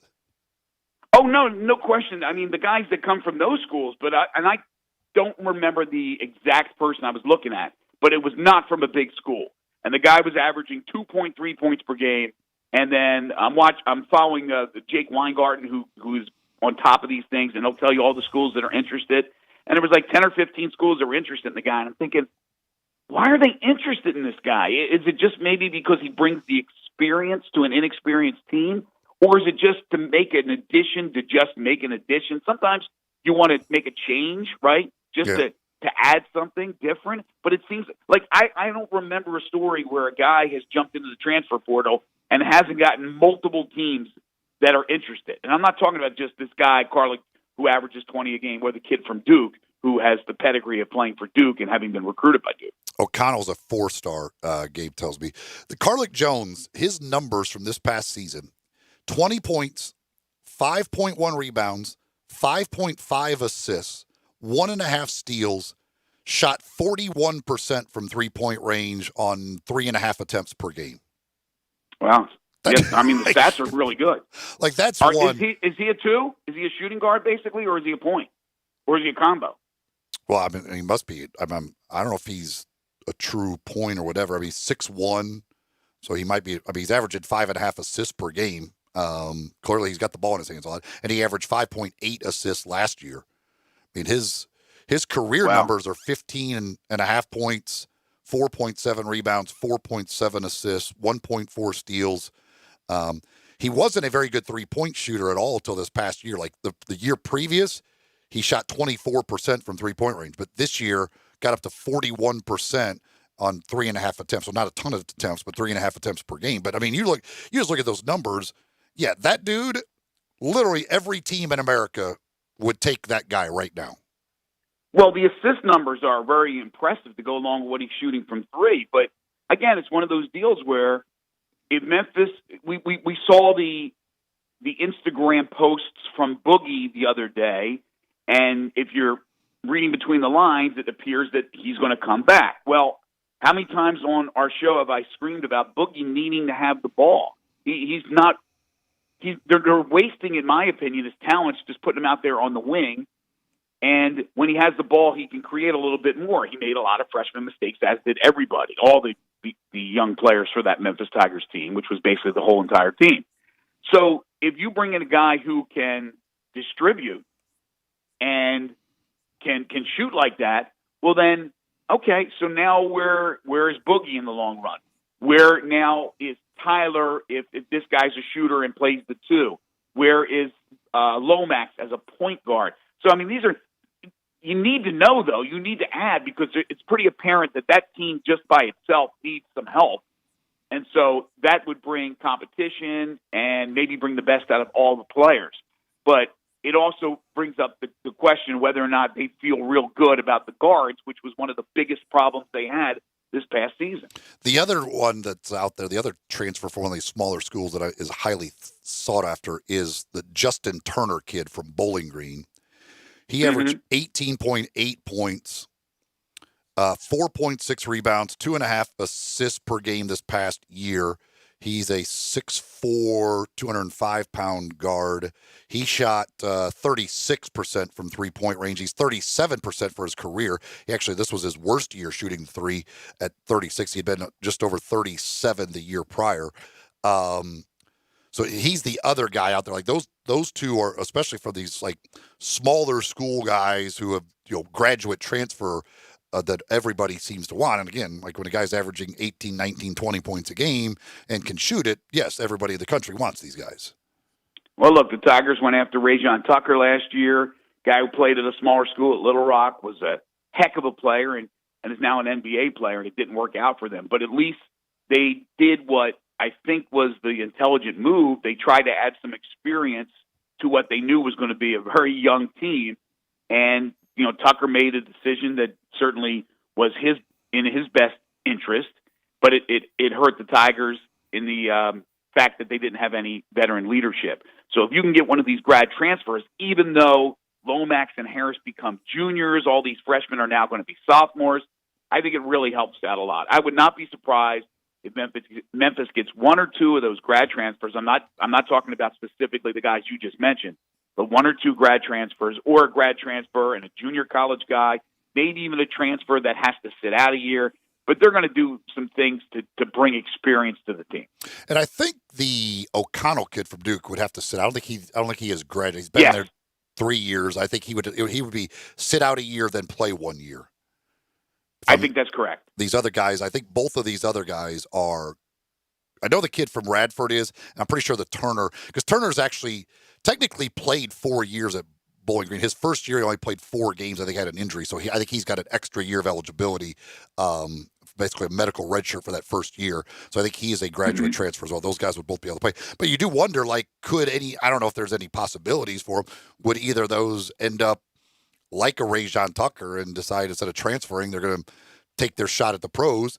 And then the other thing becomes with all of this stuff going on, we don't even know what the process is going to be for the NBA draft. So does that mean none of these guys end up going? And for the most part, anybody that was even questionable, since it's going to be, you're probably not going to get the workouts and other things that you normally would have gotten. Anybody that was kind of on the fence decides, I'm going to go back to college. Yeah, they're all good questions. We unfortunately don't have the answers to any of those, and I don't know how good these guys are. Yes, the Carlick Jones kid has the numbers, but is he an NBA prospect? I have no idea. But if he's anything like Tucker, yeah, there's always that possibility that the kid could decide to try his hand at becoming a professional basketball player, even if it's not the NBA. And of course, in the midst of all this, as we now are at March 25th, we're just a couple of weeks away from the decisions by Jalen Green and Greg Brown and these guys that have visited schools but don't get the opportunity now to do anything. There's no contact, obviously, and unless they prolong their decisions, they are going to make those commitments in a couple of weeks, and that will give Memphis a better understanding of where everything stands with the roster if they're able to get one or two of those guys. It would be amazing to me if you for this Carlick Jones dude. Again, every team in America probably wants him. Once it's announced he's in the transfer portal, I would just like to see his phone. The number of messages and calls and everything coming in immediately from every coach across America. Oh, no question. And in the case of Will Wade, the voice message. I'm kidding. I just wonder how many messages from the time he said he was going to transfer, once it becomes official, his name is in the transfer portal, in that first hour, I'd like to know how many coaches contacted him in one way or another. Oh, gosh. Oh, yeah. I mean, a talented player is going to get a lot of. If these tweets from Weingarten are accurate, and I would imagine they are, just from who he's contacted to find this information, or he's probably contacted the player and asked the player which schools have contacted you. You see how many there are, and so it's obvious that when this kid makes the decision to go in the portal and has talent and eligibility being the key, obviously, they're going to jump on these kids. There's no question about it. There's not a team in the nation that can't use an additional talent and the experience that comes with it, the productivity that comes with it. So Memphis, they're just in line with the rest of those schools, because I just saw a list of about 20 schools right off the bat that are interested in a guy like, for example, in Carlick Jones. I think for a guy like him, when everybody wants him, I think we should do his transfer portal. It should be like the Bachelor House. He's there, and each coach pulls up in a limo, gets out, does the introduction, and then we whittle it down on television. They live in all the coaches are in this place, and then he's there, and we do rose ceremonies, and schools get eliminated slowly and surely. That gives us TV during this time. Of course, I guess we can't bring all the coaches together because that doesn't work. That does not. Can't even do that. Can't even do this. It was a great idea, and I can't even do it. So You want to throw in a little reality TV with the rose ceremony? It would be perfect. We get the coaches like, I would just like to see, because like in The Bachelor, one of the things like when that first meeting, like you got to try and be creative to really make yourself stand out. Like, so what does like Mike Krzyzewski do, or what's Penny do when his limo pulls up and he gets out and Carlick Jones is standing there outside the mansion? What's Penny's? Does he bring Lil Penny with him? Like, is that the unveiling of Lil Penny again? To kind of you got to do something to stand out in that moment. And what's all these coaches' go-to standout thing to impress a recruit in that moment? Well, a guy like Mike Krzyzewski, all he has to do is peek his head out of the limousine and look at him. That's all he has to do. Well, he'll probably a couple of other. He's coaches. probably going to yell at him about something. Is what I would have to guess. A couple of other coaches fall in that category. All they have to do is show up, right? Memphis, not as much. You know, they got to do a little bit more than just showing up. But you know, does Roy Williams a lot of these recruits, right? Does Roy Williams give him his class schedule of all fake classes for the first first semester he's going to be there and impress him that way? What's the go-to for these coaches? Does Will Wade just hand him a bag of money because he doesn't care? He's like, you know what? Sure. It doesn't even matter at this point. They're not going to do anything to me, so I'll just hand you a bag of money here on TV. By the way, 6 days, I think, right? The 31st. The 31st. I cannot wait for the HBO special on. Is that what it is? It's the 31st. That's debuting on the 31st. Yeah. What is it called again? What's the name of it? You know, off the top of your head? No, I don't. Okay, but it's the 31st, so it's a week from yesterday. Debuts on HBO. I'm telling you, we are all bored out of our mind. We're looking for programs to watch, things of that nature. There are going to be so many people that watch that show on the 31st, and people who, again, out of sight, out of mind, if you don't hear it for yourself like the FBI did, you don't even care, right? It's okay, they're talking about wiretaps, but when you listen, and you're going to get that chance to listen to it and hear him talk about the money, whether it's Sean Miller or Will Wade or whatever they have, who knows what stuff's going to be on this documentary, then it's going to really hit home. And there are going to be people that are going to be screaming from the hilltops about, especially Memphis fans, you know, you're going after us, and look at this. They're talking $300,000 offers and things of that nature. I can't wait. I wish it was tomorrow or tonight that it came on. The Scheme. The Scheme. There you go. Christian Dawkins. 8 o'clock Central Time, March 31st on HBO. I'm definitely looking forward to that. A point of viewing. Hey, by the way, before you let me go, your Cowboys have picked up a friend of the show. Did you see this? No, I didn't. Cowboys agree to terms with Don Terry Poe. Oh, okay. How about that? They could use some help there. They probably got him at a pretty good price. Was Don Terry in Carolina? Where was he last year? Carolina. And did they release him? Or Let me see what it says. I'll check on that. He's a free agent signing, I believe. Yeah, I don't know. He must have had a short contract. Last 2 years with Carolina, he had 22 tackles and 4 sacks before he torn quad ended his season. But I guess the Cowboys, because they're kind of cash-strapped, got him on a pretty good deal. Was his contract up, or did Carolina release him? It doesn't say he was released, so okay. I'm assuming maybe it was just a 2-year deal that he signed with Carolina. He's certainly worth taking a shot. Absolutely, for the Cowboys.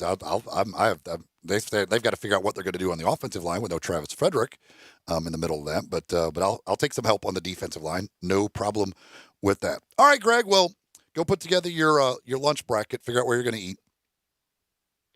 Sounds good. I'll talk to you tomorrow. See you, man. Greg Gaston joining us here on the program. We'll talk to him again tomorrow. Fleet Feet, the place to go to get all your running gear. And again, once all this stuff's done, I know a lot of people, we're talking earlier about people are going to want to get out of the house. People want to do some exercising, working out, whatever they can. And certainly when this is over, they'll be wanting to do that as well. Because, it's easy to put on a few pounds when you're just sitting at home. As Gabe said earlier, it's easy to just sit there and eat. And so once this is all done, I know people maybe want to get out there, do some working out, get active again. Well, the place to go to get your shoes and other gear is Fleet Feet. And their 2 locations, East Memphis, Laurelwood Shopping Center, Collierville at Poplar, Houston Levy, next door to the Hueys, both locations. And, of course, online at fleetfeetmemphis.com. And they've got a Facebook page as well. But when you need that gear, when you're ready to get out there and get active, go see the folks at Fleet Feet. Back with more after this. We'll talk about the NFL and what should they postpone the draft. That's next here on Real Sports Talk, Sports 56, 96.1 and 87.7. Search Sports 56 on Facebook and give us a like. And follow us on Twitter at Sports 56 WHBQ. Case IH is a proud supporter of the Mississippi Farm Bureau, and thanks to a membership benefits partnership, Mississippi Farm Bureau members receive a discount of up to $500 on every qualifying Case IH tractor and piece of equipment you purchase. This discount may be used with other promotions, rebates, or offers. So join Mid-South Ag Equipment and the Mississippi Farm Bureau and pocket up to $500 in savings. Call Mid-South Ag at 662-890-3141 to get your discount today. Hi, this is John Conway with Conway Services. How old is your water heater? With most of the water heaters in the Mid-South located in the attic, the worst day you can replace your water heater is one day too late. It may be time for a tankless water heater from Conway Services that never runs out of hot water. Plus, these energy-saving models only heat the water you use, saving you money on your gas bill every month. Most 10-year-old water heaters were about 65% efficient when they were new, compared to a tankless water heater from Conway Services that's up to 98% efficient. Plus, right now, get your tankless water heater from Conway Services for as low as $79 per month, or I'll give you $300 for that old tanked water heater. And no more worrying about that tank bursting in your attic either. So call Conway Services, the Mid-South's premier tankless water heater professionals at 384-3511. And the first 30 callers with a 10-year-old water heater will come out and inspect it absolutely free. Call 384-3511. Conway Services. Call Conway today. An interesting creature inhabits the flat, arid plains of many an automobile dashboard. The bobblehead. It's most agreeable and will nod along to anything, despite having no brain function. But when the bobblehead hears how Geico not only saves people money, but also gives them access to licensed agents 24/7 online and over the phone, he'll nod even more vigorously because he knows you should switch. Because yes, switching to Geico is a no-brainer. Easy, bobblehead, easy. You're going to get whiplash. Hi, this is Rob Brown. Join Pete Cordelli and me Saturdays 8 to 9 a.m. for Sidelines here on Sports 56 WHBQ, 87.7 FM, and 96.1. We'll cover the Memphis Tigers, the SEC, and your favorite team. Give us a call. That's Sidelines, Saturday mornings 8 to 9 a.m. Sidelines is presented by Duncan Williams Asset Management. So get up and give us a call.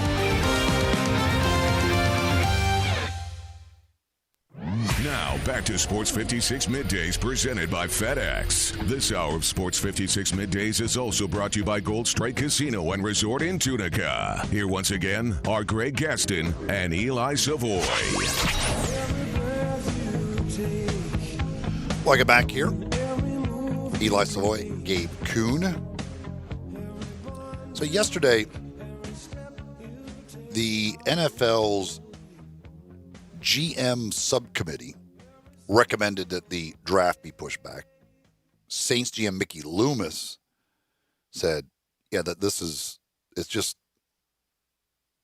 it's not right basically to do it because they can't do the normal preparations. You can't do the visits with guys. I mean, you could do, when we had Antonio Gibson on the other day, he talked about the fact he had just done a FaceTime call with the Detroit Lions, but you can't do the physicals and things like for a guy like Tua Tagovailoa, like there's all these questions about his health and there's nothing really he can do about that other than post a video like he did of him throwing. Like that's his only thing. Like, look I'm throwing the football. And the thing is this, like, if you're why do you still need to hold the draft on April 23rd or 24th, whatever it is?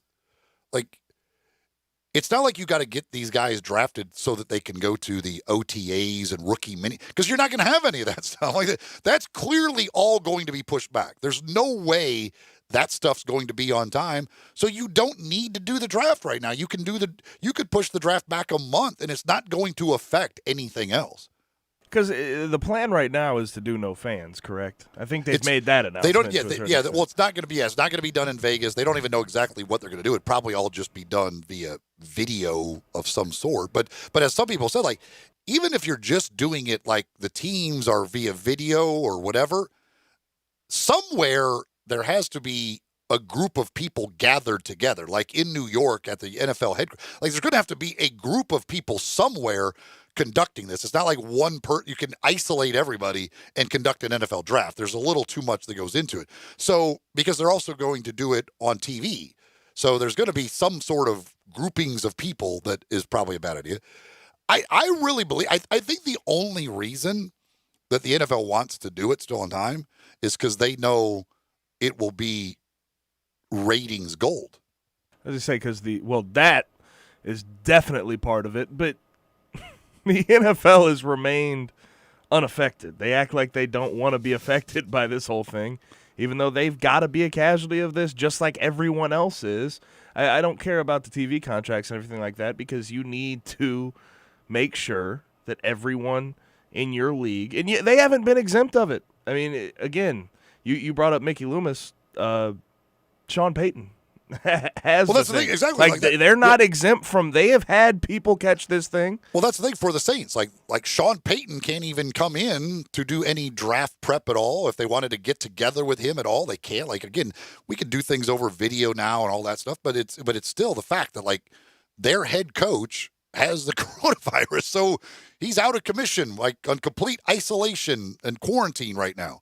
So and from a GM's perspective, your job is on the line with the draft. So I could understand where they're like, we can't do our normal preparation for a draft. Let's just push the darn thing back and see if maybe we can get to a point where we actually can do still not our full preparation, but at least better preparation. I mean, you've taken away the pro days. You can't bring guys in for visits. You can't get physicals on guys who are injured and you don't know about them. I mean, you're taking away. Yes, there's game film. That's great. But a lot of the stuff that normally goes into it, and if my job was on the line, I could see where they're going to the league on like, why? Why are we, what's the need? What's the rush to hold a draft when all we're going to do is draft these guys? They're not going to come to our facility because they can't. Facilities are all shut down. So all we're going to do is draft them and then tell them, yeah, we'll be in touch with you when we can actually do something and you can show up to our thing. So if you push it back, if you say, we're going to postpone it a month or just say postpone it indefinitely until we figure out more information of when we're going to be able to hold it, what the hell does it matter? Yeah, you make your money as a GM too rounds 4th through 7th. Because like first through 3rd, you're getting decent guys that you're willing to take a chance on. 4th through 7th, then you're undrafted free agents. That's where you're going to make your money off of because you're not going to have to pay them anything when they come into the league. And you don't even know realistically without these visits, without pro days, who's even on your radar 4th through 7th and then the undrafted free agent. You don't even know. You have no idea. So but again, I really believe like they want to hold it because they know that if they could hold that draft in April when there's literally nothing else we know other than, again, like UFC pay-per-view or whatever, but there's not going to be any other sports between now and then or at that time, they know they have absolute ratings gold. Like I can't imagine what ratings it could do if they do hold it in their normal slot when nobody has any other sports to watch. And everybody's tired of watching everything else. So any kind of like quote unquote live sporting event, every sports fan in the world is gonna be like, oh yes, I'll take this. Like this will do. I mean, there's a lot of people that love watching the draft to begin with. This thing, and then they can brag about the great ratings that the NFL draft gets every year. They'll never mention, like years down the road when they're talking about how many people watch the draft, they'll never throw in that this year was a completely different year, completely different circumstances. They'll just tell you about how the draft does this average amount of viewers and these types of things. I think they want to take full advantage of this opportunity to be literally the only thing out there for people to watch and try and take advantage of it and be able to sell advertising and everything about it in order to take full advantage of where we are and the just craving we have for some sort of sporting event. They don't like their money. The NFL has never liked their money being affected. So this is not new at all, but And they don't have a problem taking advantage of situations to try and make more money. Absolutely, but I think truthfully, like, their hand is sort of going to be forced. I think they're going to have to at least postpone it. You would think. I think it will I think we may see a situation much like the Olympics, where they were trying, they were holding on, and they're just by their fingertips, and then it was USA swimming, USA track and field, then Canada, the whole country of Canada, then Australia, and then it was more from the U.S.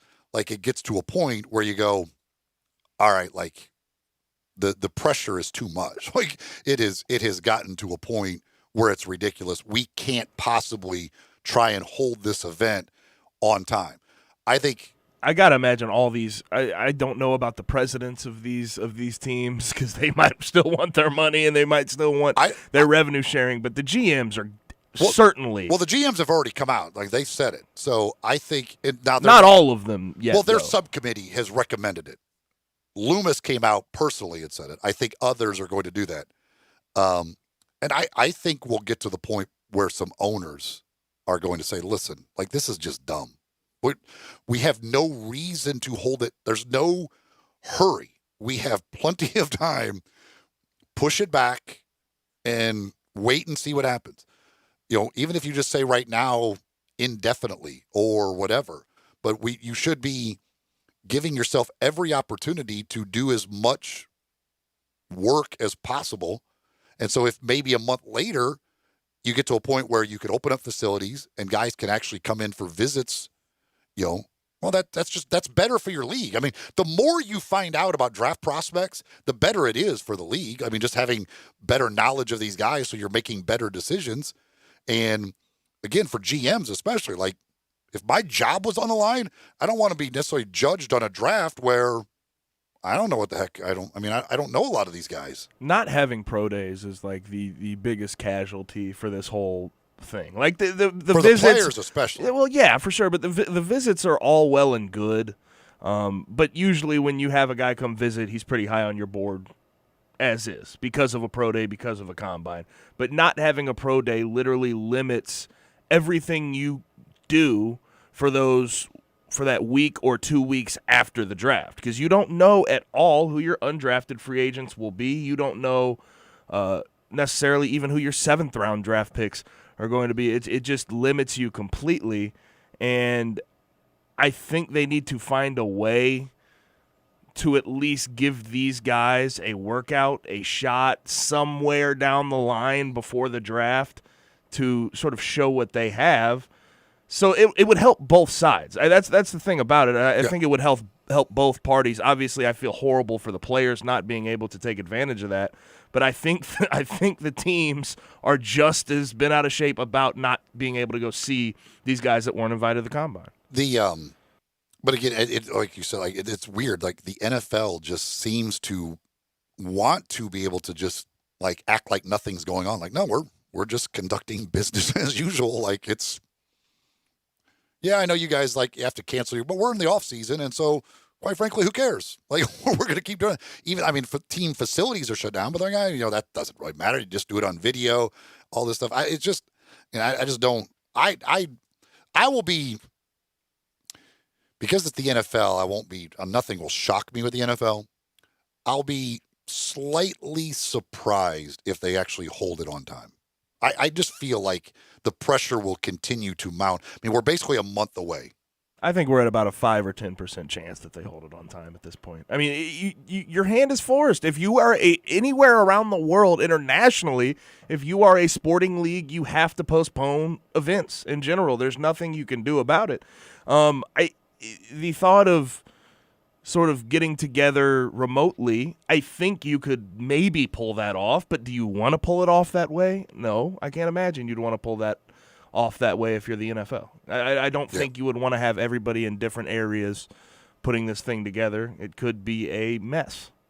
Yeah, it's it would be, however they do it, which is going to look completely different than what we're used to the draft looking like. It was funny because over the weekend they were showing some of the old drafts. It was funny, our buddy Howard Balzer on there was one of the analysts, but like it was like literally a little like conference room in a hotel. Like there were a few people in there, and Pete Rozelle would go up to the thing and announce the draft pick, but there was like nobody in there. It was just him and like a few media. That was it. Like, and it was just like, that's what this year's draft could end up looking like. It's something similar to that, in that the announcement comes from him, but he's like the only guy in the room. It is crazy what the combine and the TV contracts have turned that thing into. I mean, the draft has become a complete spectacle with drawing. What did they draw in Nashville last year? Like 100,000 fans or whatever. That would be nowadays. thinking about that together right now in Nashville, that would be a disaster. I mean, Vegas would have been insane. I can't imagine what spectacle Vegas. They're going to do it on the water, right? Yeah, they're going to give people boat rides. The draft picks are going to take boat rides to the stage. Like, Vegas could put on a spectacle. You give them and the NFL the opportunity to put that draft as a spectacle. God, I can't imagine what that thing was going to look like in Vegas. We'll come back, wrap up hour number 2. We're going to be talking more draft in hour number 3 with Tony Pauline. Talk to him about how this affects guys and teams as they prepare for the draft. Also, Mel Kiper Jr. released his newest mock draft yesterday. We'll take a look a little bit at that when we come back here on Sports 56 Middays on Real Sports Talk, Sports 56, 96.1 and 87.7. Sports 56 Mornings with Peter Edmiston and CJ Hertz. Weekdays from 7 to 10. Only on Sports 56, 96.1 and 87.7 FM. It's not too early to start planning for spring at Family Leisure. New pools are starting at $19.99, spas starting at $21.99, and swim spas now only $99.99. 5-piece patio furniture starts at only $799. Pool chemicals, toys, accessories, and more up to 20% off. Mention this ad, you'll get free delivery and 1 month of chemicals with your spa purchase. Start your spring planning now at Family Leisure, Whitten Road and I-40, where family and fun come together. Let's say you just bought a house. Bad news is, you're one step closer to becoming your parents. Soon you'll have a separate fridge in the basement where extra groceries are exiled forever. Remember that frozen lasagna? Of course you don't. It's been down there since 2008. Good news is, it's easy to bundle home and auto through Progressive and save on your car insurance. Piece of cake. Behind the lasagna, it's very old. Progressive Casualty Insurance Company, affiliates, and other insurers. Discount not available in all states or situations. Farmers Insurance knows that there's a not-so-subtle difference between the sound of a car hitting your rear bumper and the sound of a clown car hitting your rear bumper. Whoa, whoa, whoa, whoa, whoa! Sorry about that. We call that a 3-ring fender bender, and we covered it. Talk to a farmer's agent. They know a thing or two because they've seen a thing or two. Call Chad Gatlin at 901-235-1176 or get a fast quote at memphisfarmers.com. We are farmers. Bum, bum, bum, bum, bum, bum. Underwritten by Farmers Truck Fire Insurance Exchanges and Affiliates. Products not available in every state. Family is big around here. We're family-owned, family-operated, family-managed. And that means legacy. That means dependability. That means using Grainger. With over 1.5 million products and knowledgeable product experts, Grainger has whatever we need. And with same-day pickup and next-day delivery options, they have it whenever we need it. For over 90 years, businesses like ours have trusted Grainger. Because, like family, Grainger's got our back. Call, click Grainger.com, or stop by to see for yourself. Grainger, for the ones who get it done. Now, back to Sports 56 Middays, presented by FedEx. Here once again are Greg Gaston and Eli Savoie. We're caught in a trap. I can't walk out. So as Greg mentioned, the Cowboys signing Dontari Poe, the former Memphis Tiger. Also, some other moves over the last 24 hours or so around the NFL. Tyler Eifert, the tight end, signs with the Jaguars.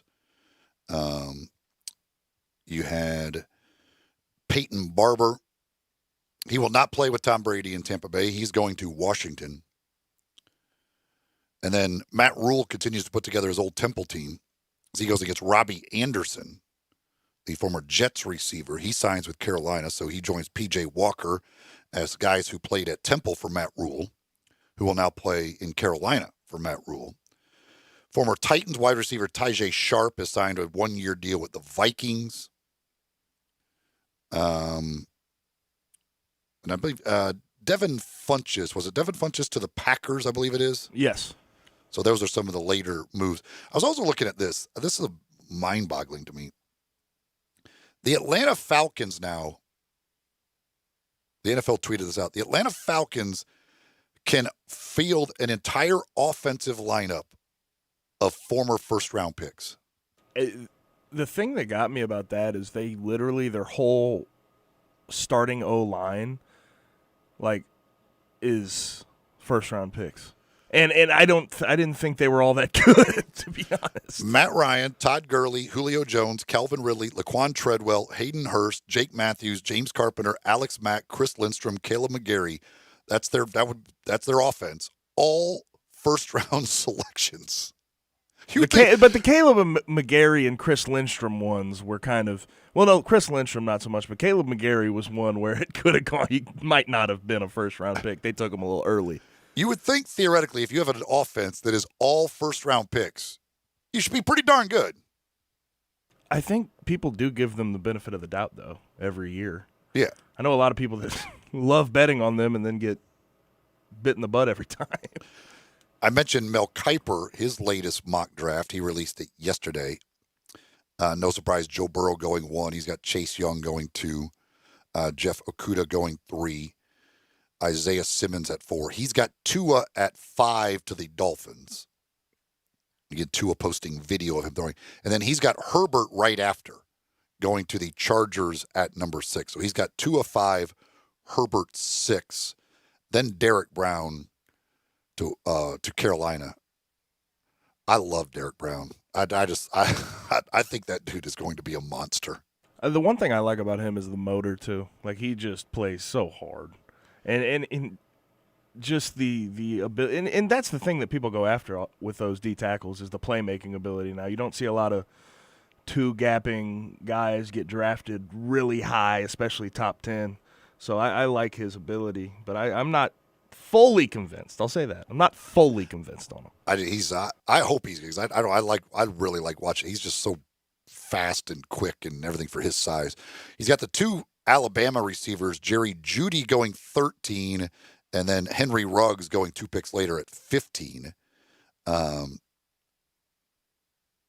The Cowboys, he's got taking CeeDee Lamb, the wide receiver at Oklahoma. I love me some CeeDee Lamb too.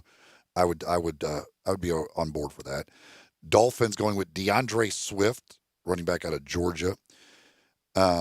Then he does this. He has another quarterback, I believe. Yeah, Jordan Love. He has 23 to the Patriots.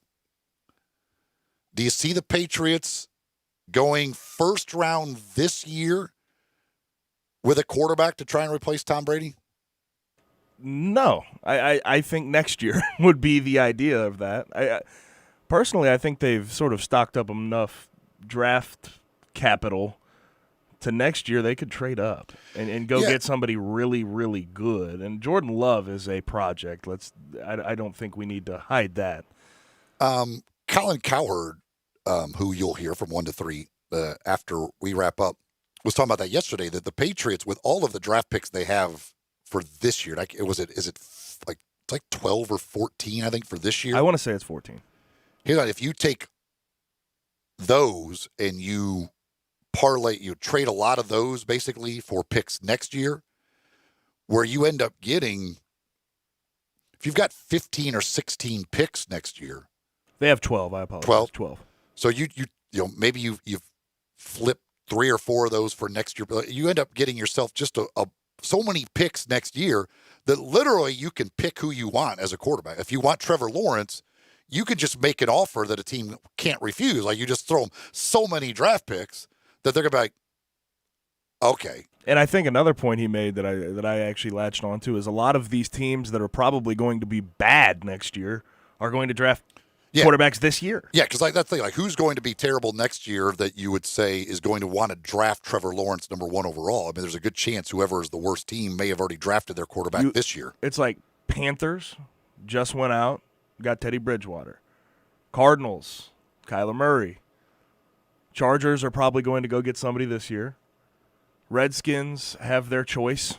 Whatever they want to do, they could go get a quarterback, but are they realistically going to go do that? It would become it would be starting some of these other teams. It would be whether these teams start giving up on young guys. Like, could the Redskins, if Haskins is bad this year, just give up on him and say they redo?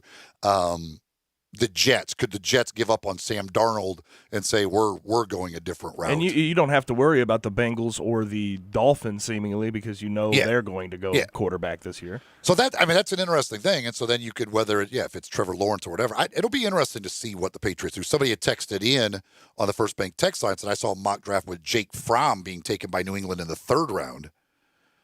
Could he replace Brady? I don't think Jake Fromm's good enough to be taken in the 3rd round, and I don't think Jake Fromm's good enough to replace.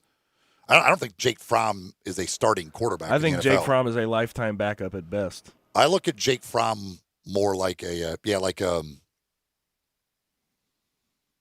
an AJ McCarron, who will he'll hang around the league for a long time. He's smart. He'll make money. He'll be good as a backup, but probably never going to become a starter. He's smart. At the college level, he was a game manager, and the thing about Jake Fromm that kind of made me laugh is at the Combine, you talk about all these guys, like the top guys, not wanting to throw and not wanting to show off and do all that. Jake Fromm is the last guy that should participate in any Combine workout ever if he wanted to stay as a high draft pick, because he does not impress with any physical attribute about him. Not very big, not strong, doesn't have a big arm, has tiny hands, is relatively slow.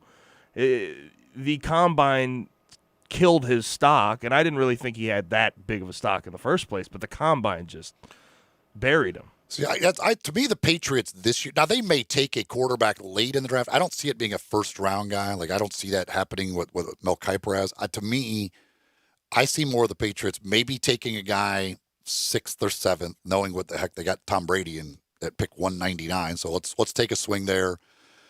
If it works, great. If not, next year we'll take our swing. We'll see kind of, and maybe we'll give Jarrett Stidham that year too. Like, let's see what Jarrett Stidham is. We have no idea right now what Jarrett Stidham is, or Brian Hoyer. and they have to know what Brian Hoyer is by now. Everybody knows. But if you bring in Stidham and you take another late swing with a guy this year, you take those two guys and go, okay, let's see, and then neither one of them works out. We have very little invested in them. Next year we'll take our shot and try and get our true replacement and our next franchise guy.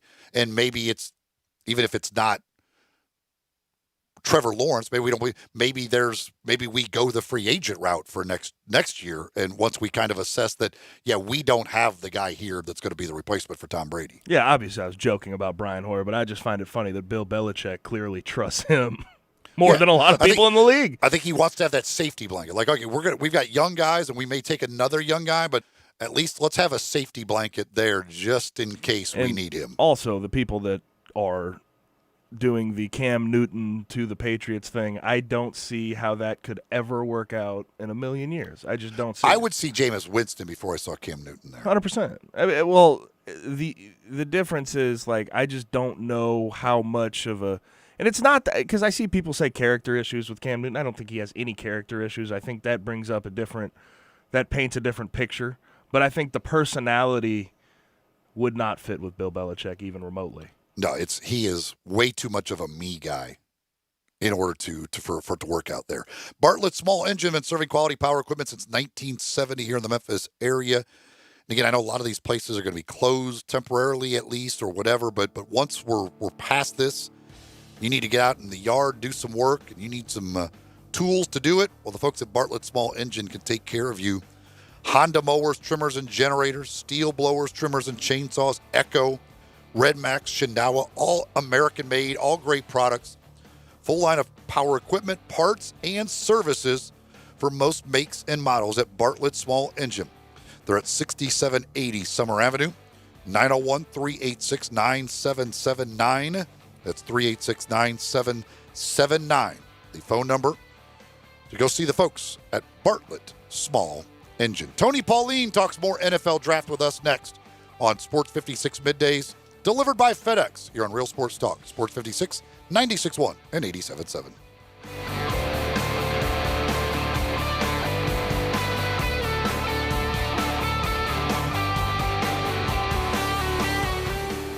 Eat well and stay healthy with Sweetgrass Next Door's to-go and delivery service.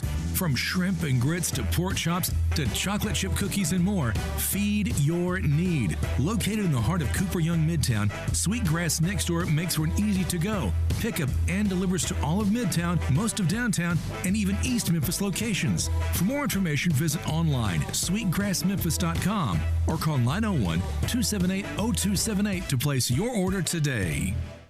Looking for a great place to deposit your money? Try First Bank. Competitive CD rates, a money market that moves with Wall Street prime and interest-bearing checking account options. Not to mention their friendly bankers who make decisions locally. To find out more, stop by one of First Bank's 3 local branches. 6482 Poplar Avenue, just east of International Paper. 8398 Highway 64 across from Wolf Chase. And 6280 Highway 64 in Oakland. Or visit firstbankonline.com. Member FDIC. The landscape is so beautiful at Town Village Audubon Park. Nestled in the heart of East Memphis, located corner of Park and Cherry, is a beautiful residential neighborhood. Looking for a great place to retire, but you still have a very active lifestyle? Then visit Town Village. Only requirements that you're 55 plus. Prices per month starting at $24.50. The Gourmet Chef welcomes you to visit our restaurant and bistro. Package includes 3 complimentary meals per day, maid service, free local transportation, monthly coffee club, themed dinner parties, lots of fun. Visit us and call Daniel or Bo at Town Village Audubon Park at 901-374-7342. There's no place like home. Town Village Audubon Park. I'm Dr. George Flynn with the Skin Clinics. In order to do our part to flatten the curve of the spread of the coronavirus, the Skin Clinics is postponing all elective procedures until further notice. This is an unprecedented time in the United States and in the world. The news and data are changing by the hour. We at the Skin Clinics are following the situation closely, and we will once again be scheduling procedures when we're confident we can do so with your safety in mind.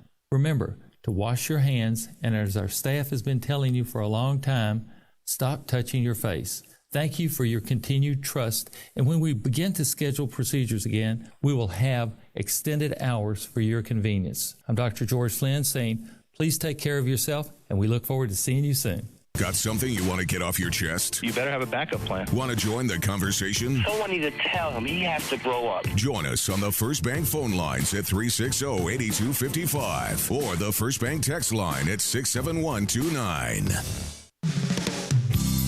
DeSoto Auto Sales specializes in late model cars with low mileage. They have the highest standards in the car industry. All of their cars are test-driven, checked out from head to toe, unlimited inventory, every make and model. And if it's not on the lot, they'll find it for you.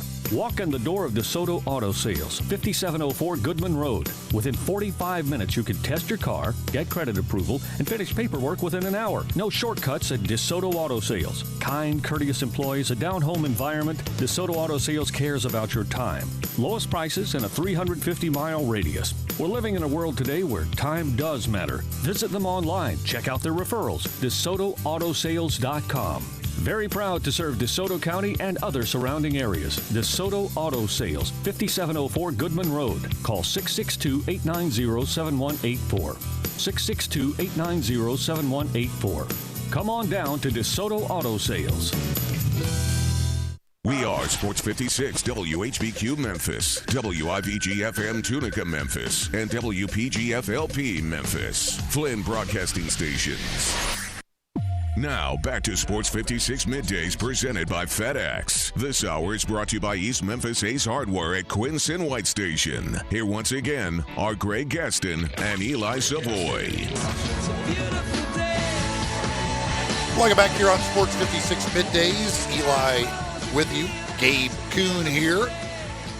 No Greg today. He'll be here next week, and I will be out, although I will check in each and every day like we've been checking in with Greg every day this week as we continue to do our social distancing here at Sports 56. Again, the show delivered each and every day by FedEx. This hour also brought to you by the great folks over at East Memphis Ace Hardware. We've been talking a little NFL draft here to end hour number 2, and we start hour number 3 doing the same thing, as we are joined by our good friend Tony Pauline from the Believe Podcast Network, does the Draft Analyst podcast there. You can also find his work, including all of his rankings, at ProFootballNetwork.com. Always enjoy having him on with us. You can follow him on Twitter at Tony Pauline, and he joins us here on Sports 56 Middays. Hey, Tony, how you doing?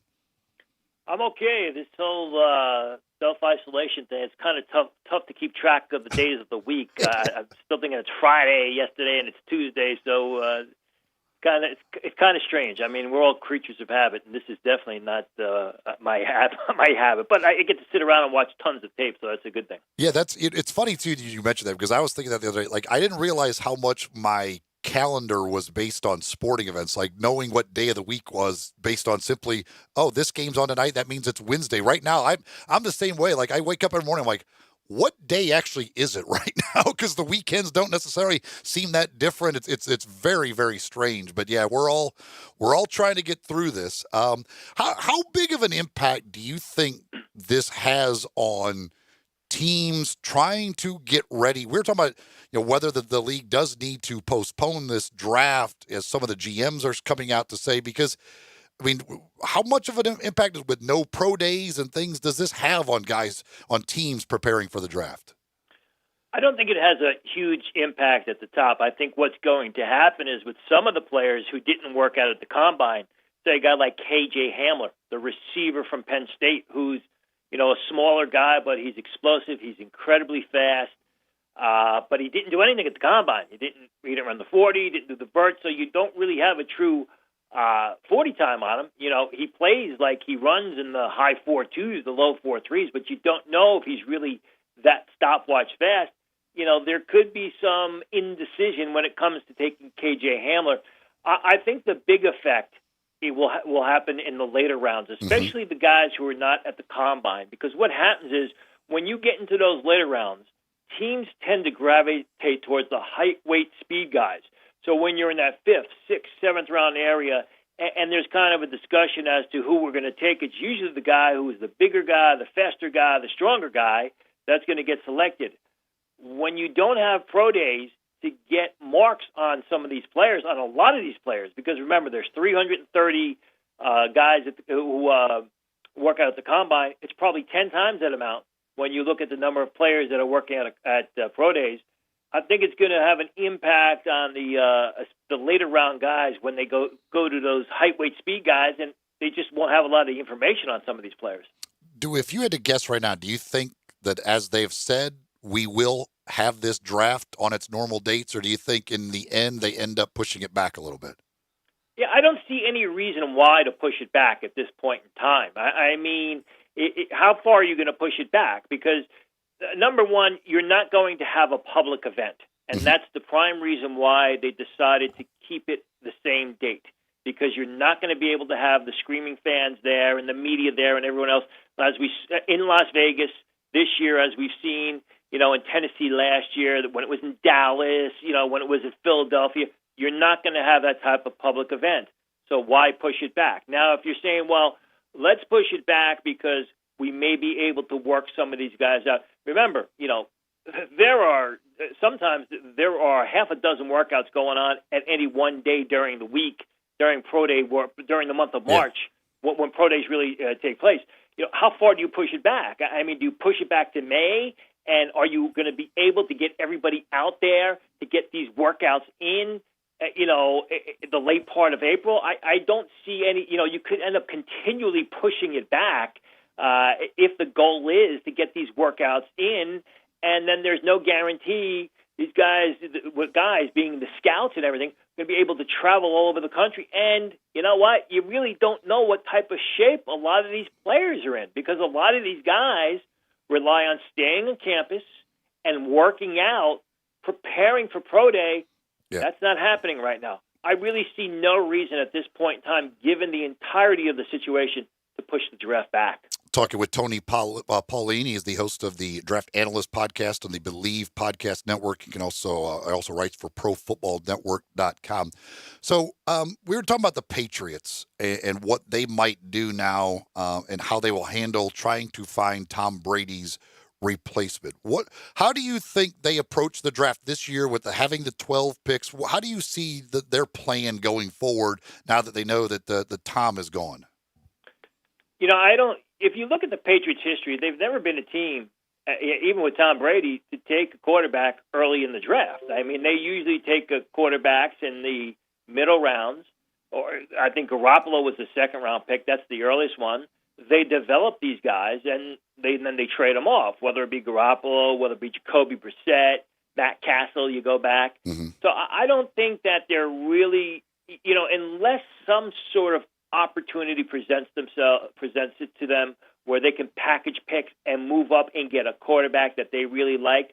I think all options are open, but I don't think it's a guarantee they're going to take a quarterback early. I do know that they like Jarrett Stidham, and Jarrett Stidham, especially as a junior at Auburn, a sophomore at Auburn because he left a year early, 2017, really showed a lot of skill, a lot of next-level potential. The bottom fell out for Jarrett Stidham as well as the entire Auburn team in 2018, and as a result, he suffered and his draft stock suffered. But he's got a lot of upside, and he's the type of quarterback that the Patriots can develop. I just don't think it's a given that they're going to take a quarterback with round one or they're going to move up to try and take a quarterback. That's not been their style. With Tua, posted the video of him throwing the football, but the inability to kind of really be checked out physically, go visit these teams, show them. Do you think it has any effect, or is he still going to go up there, whether it be Miami at 5 or, do you expect him to be a top 10 guy still? Well, remember, he was checked out because he did go to the Combine, and he took part in the Combine medicals, and Combine doctors were able to do MRIs and look at the situation. So he's ahead of the curve as far as that's concerned. Now, what happens with the Combine is people usually don't pay attention to it, but there's usually a second part to the Combine where there are the medical rechecks, where the players usually come back in the beginning of April, or some of the players who were medically red flagged come back in the beginning of April to get rechecked again to see as far as how the injury has progressed. Obviously, that's not going to happen this year, but he did get checked or medically checked out at the Combine. I saw the video. In fact, I had reported last week on the Believe podcast that this was what they were going to do. If they couldn't get a live workout in, they were going to do filmed workouts of Tua throwing the ball. And, you're looking at the movement skills, and the movement skills in that one video, short of the clip as it was, looked pretty good because it wasn't just a straight drop back. It was lateral movement, and he didn't look like he was having any problems or having any pain. So I think he's ahead of the curve in that he was checked out at the Combine. I don't think it's going to, again, Combine medicals are very intense, and they're not viewed the same way by every team. Every team may look at Tua's medicals and say, there's no way we're taking this guy. And then another team could say, those medicals are fine with us. We're going to take him early. I think it'll have no bearing in the sense that he's going to end up, I don't think he's going to get past Miami at number 5. I think if he does get past Miami, I think the Los Angeles Chargers would jump all over him. I don't think it's going to have a big impact because he's already been checked out the Combine. We had you on just before the Combine. We haven't had you on since the Combine. Was there anybody from what you saw, and again, some of the guys didn't work out, so the top guys, but who really helped themselves or maybe hurt themselves with their Combine performance? Well, I mean, I had been talking about Ezra Cleveland of Boise State at length before the Combine, saying that I expected him to really blow it up, and when all was said and done, I expected him to be, when the Combine was over, to be talked about in the first-round narrative. And that's exactly what happened. I think Ezra Cleveland, who was sort of an under-the-radar prospect, except for people who were really paying attention, really watching him, I went from a guy who was a middle first-round guy to someone who now is absolutely deserving of first-round consideration. And he's one who, not only did it just as far as the workouts are concerned, but he also interviewed well, he did well in position drills. So I think overall, he really, really helped himself. As far as anyone who really stood out and basically didn't do as well as many thought, I think Colin Johnson not running at the combine hurt himself, although there is rumors he's got a hip injury that needs to be checked out. Obviously, Quintus Cephas of Wisconsin running a 4.73 at the combine. I know he ran better at his pro day, ran the 4.55s, but when you are 6'1", 202 pounds, and you can't break 4.7 at the combine, and you're struggling to break 4.6 at the pro day, your draft stock is going to take a massive hit. One guy that I love, we were just talking about him, and I looking at your rankings, you actually have him as number 2. I love Derek Brown. He's fun for me to watch play because I just think guys that are that big should be able to move the way he does. What do you like, and how big of an impact do you think he makes right away? I have said, and I've been consistent about this, that Derek Brown entered the 2019 draft, last year's draft. He's a top 10 pick because he is a 3-down player. He is a monster player. Some people like to pigeonhole guys like Derek Brown, 6'4.5", 326, as run stuffers who can't rush the passer. In my opinion, that's a bunch of garbage. I mean, he is an explosive player, the type of defensive lineman that opponents need to game plan around. Not a great edge rusher like Chase Young, although you're not going to ask him to do that, but someone that can play in a 4-man front, someone that can play in a 3-man front, somebody that you can, if it's 3rd and 2, he can stack against the run. If it's 3rd and 6, he can rush the passer. If it's 2nd and 4, he can get out into a space and pursue. If it's up to me and I'm the Detroit Lions, it's somebody you got to consider, because a defensive lineman like that makes your entire unit, your entire defense better, and hides a lot of the ills in your defensive back seven because of the fact that he's going to attract so much attention and he can do so many things well. I think out of the top 3, he's going to be a great value. I do think he's going to fall out of the top 3 because, a lot of teams draft for need. And with the Lions, you're looking at linebacker, you're looking at cornerback, you're looking at a team that may even trade down for someone who wants to trade up to get one of the quarterbacks. But I think Derek Brown has literally for 3 years now been one of my favorite players. And the fact is this with Derek Brown. I mean, the guy just shows up and he competes. Mm-hmm. He plays. We see so many of these guys who sit out their college team bowl games because they want to start to prepare for the combine. I mean, Derek Brown on New Year's Day is playing in a nondescript bowl game. I think it was the Outback Bowl, whichever one it was, against Minnesota, which really meant nothing. And he's making plays, with the Auburn team. So I love the guy, not just the guy's playing skill, but his intensity as well.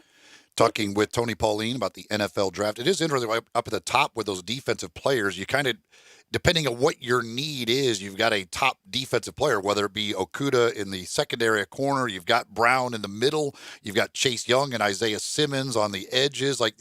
Whatever your need might be up there defensively, you can find a guy who is ranked really high, and you certainly could justify taking up there. And it's funny because 10, 15 years ago, everyone talks about the quarter. I should go further back now. Everyone wants the quarterbacks now, and the quarterbacks are, in my opinion, oftentimes overdrafted and taken much higher than they deserve. You go back 20 years ago, everybody in the draft wanted that impact defensive player. That was the goal. I mean, if you were a bad team selecting at the top of the draft, it wasn't the quarterback you wanted. It was that impact defensive player. And in Chase Young, Derek Brown, even Isaiah Simmons, to a point, as assuming that he is correctly used and put in the right system, you've got 3 potential impact defensive players there. So, 20, 25 years ago, people would be gushing over this draft because of the great defensive talent that's available at the top. But it's become such a quarterback-centric league, and the draft is so much, in my opinion, unfortunately geared towards the quarterbacks. What you just mentioned kind of falls by the wayside. The other thing that teams here, especially in recent years, and it's not a new thing, but protecting those quarterbacks and, of course, the blind side and the offensive tackles. Who's the first tackle off the board in your mind? My highest-rated tackle is Andrew Thomas. I think the first offensive tackle off the board is going to be Tristan Wirfs. And you bring up a good point. I just mentioned the need for 20 years ago how teams wanted those impact defensive players. And left tackles, especially left tackles, were always a high priority in the draft. And you got a terrific crop of tackles at the top this year. You've got six tackles who are probably going to end up in round one, and all can be starters as rookies. As I said, I think Tristan Wirfs will probably be the first tackle selected come off the board. I like Andrew Thomas. I love Austin Jackson, the tackle from USC. I am a left tackle guy, I'll say that. And Austin Jackson, I think, is a great left tackle prospect. Mentioned Ezra Cleveland. Then you got guys like Mekhi Benton and Jedrick Wills, who a lot of other people like. I think they're good players, but I think they're solely right tackle prospects, which for me kind of downgrades them a little bit. Doesn't mean that they're not going to be good pros. It's just that I lean towards the left tackle prospects. I do think in the end, Wirfs is going to be the first tackle off the board. A lot of people think it could be Mekhi Becton. We'll have to wait and see what happens. The Cowboys, and I'm a Cowboys fan. They just lose Travis Frederick, who decides to retire from the middle of that line. We've seen through the years, Jerry Jones has put a lot of value, and he's used a lot of high draft picks to put together that offensive line. Do you think this changes their approach at all in maybe trying to find a replacement for Frederick early on? Maybe not first round, but somewhere higher up in this draft? Possibly in the secondary. I think with the need in the secondary, especially a cornerback after losing Byron Jones, that's got to be a place that they look to. But if he's looking for a replacement for Fredericks, you can get one in the secondary. This is a very good center class, and I mean whether it's Cesar Ruiz, who won't be there for them in the second round, but Matt Hennessy of Temple, Keith Ishmael, San Diego State, Tyler Biadasz, just as long as he passes their physicals. There's some questions about Tyler Biadasz, his knee and his hip. It's a very good crop of offensive centers in this year's draft. So you could get one, or they could get one, I should say, in the second day. When you look at the group of wide receivers, there's certainly a lot of very talented ones. What order do you see those guys going in the first round among the guys that will go probably in the first round? I think it's going to be Jerry Jeudy. It'll be C.D. Lamb, and then it's very likely to be Henry Ruggs, although I think Ruggs is overrated in the sense that he's a better athlete than he is a football player. After that, I like K.J. Hamler, although we talked about the fact K.J. Hamler has not been able to run. Justin Jefferson of LSU, T. Higgins of Clemson, with Higgins, the guy who I think is a fringe first, early second-round pick, and then you fall into the second round. I guess the biggest rise, or I think the biggest question mark right now, or a guy who could surprise is Denzel Mims of Baylor, who had a real good senior season, entered the year graded by some scouts as a seventh-round pick. Had a good senior season, looked great during the week of Senior Bowl practices, absolutely blew up the combine. You asked me before about combine winners. I think after Ezra Cleveland, my next pick would be Denzel Mims. There's some talk that, here's a guy who considered a late-round pick entering the season. He could now slide into the late part of round one. So, Denzel Mims, I guess, right now is your surprise guy that can go much earlier than people project. We had Antonio Gibson from the University of Memphis on the program the other day. We were talking with him, and he said that some teams look at him as a running back, some look at him as a wide receiver, others they just want him because they feel like he can get on the field and do a lot of different things for them. What do you think? He ran the 4.3940 at the combine, which certainly was good for him. Where do you think he might be able to the highest he could get in this draft? I still think he's a third-day pick because he, basically what you said. He doesn't have a designated position at the next level. He plays like a receiver, but he's got more of a running back body. But we know he's a sensational athlete. So you may have an Andy Reid type of coach, someone who is just a very creative offensive coordinator. Could take Antonio Gibson in the middle rounds. I'm not saying Andy Reid himself, but I'm saying that type of coach. Mm-hmm. And then basically use them at a variety of different positions if they have that luxury. Line them up in the backfield on occasion, line them up in the slot, maybe run some reverses with them, take advantage of his athleticism and his explosion. But I do think what's going to happen is most teams are going to say, we're going to have to develop him at running back, or we're going to have to develop him at receiver. And he played very well at receiver all year for Memphis. A guy who really came out of nowhere, was not even graded by scouts coming into the year. He's a great athlete. Showed well at the Senior Bowl as well. Had his moments at the Senior Bowl.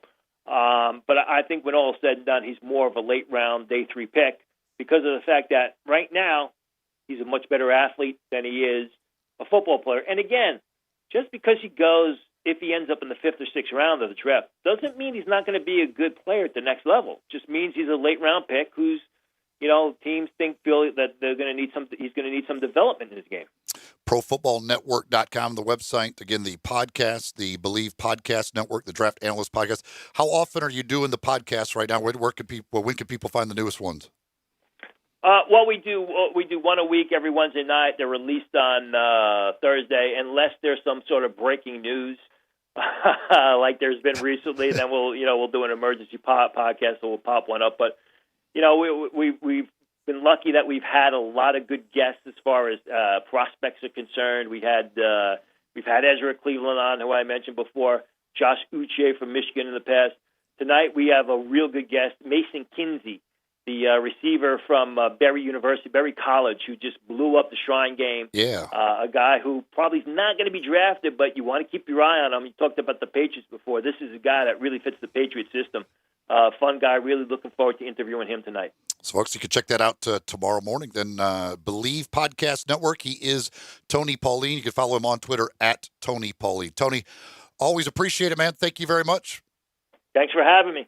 That's Tony Pauline. That's interesting what he said there just on Antonio Gibson. And he mentioned a guy like an Andy Reid type offensive player. And now Antonio Gibson is not the same type of player as Tyreek Hill, but you could see a team using him in that route where you could put him at wide receiver, motion him into the backfield. You could do reverses and things with him because he just he can play any of those positions. And we're I'm not saying he's the same. He's completely different because Tyreek is just all speed, but the ability to just be at any one of those positions and be dangerous, if you could find the right offense for him, I could see where he could really be effective in that. I think it was interesting him saying he's going to fall because he's position unspecific. And I think it's weird enough. I think we're, in the NFL, position unspecific guys seem to rise because they can catch the ball out of the backfield and do more for you as pass catchers. And I think that's where we're headed because you look at Tony Pollard. I mean, that was the most position unspecific guy in the draft last year. You're still a second-day pick. So. Yeah, I think it probably comes down to your coaching. I think the GMs probably would like the guy more specific, but I think a lot of coaching staffs are going to be like, no, give me that guy. I want that kind of guy, especially if you're an Andy Reid type who thinks I like guys who I can confuse the defense, and based on what look we get for the defense, if I want to motion him from wide receiver, put him in the backfield, now we've got a mismatch somewhere.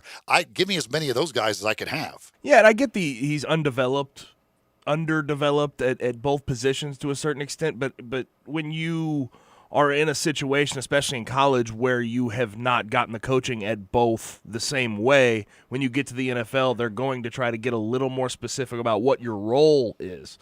It's not necessarily that you're going to be a wide receiver or a running back. You could be a slasher. That's sort of how we're doing it nowadays. And the way it's a copycat league, the Chiefs just won the Super Bowl, and when people see a guy like a Tyreek Hill, who they move all over and how effective they're able to do that, teams will go, we need a guy like that.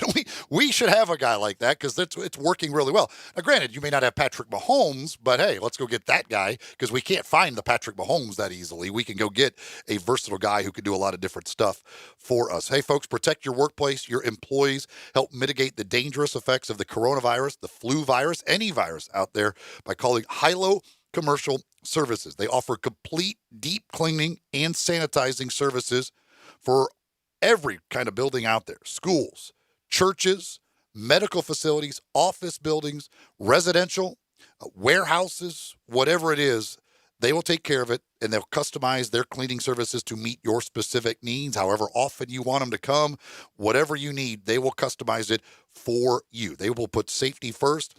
Hilo Commercial Services. You can give Philip a call at 277-6733. 277-6733. Talk to Philip at Hilo Commercial Services. Back with more Sport 56 Middays right after this. Real Sports Talk. Sports 56, 96.1, 87.7. We are Sports 56 WHBQ. Listen to us daily on AM 560, 96.1 FM, or 87.7 FM. DeSoto Auto Sales specializes in late model cars with low mileage. They have the highest standards in the car industry. All of their cars are test-driven, checked out from head to toe. Unlimited inventory, every make and model. And if it's not on the lot, they'll find it for you. Walk in the door of DeSoto Auto Sales, 5704 Goodman Road. Within 45 minutes, you can test your car, get credit approval, and finish paperwork within an hour. No shortcuts at DeSoto Auto Sales. Kind, courteous employees, a down-home environment. DeSoto Auto Sales cares about your time. Lowest prices in a 350-mile radius. We're living in a world today where time does matter. Visit them online. Check out their referrals. DeSotoAutosales.com.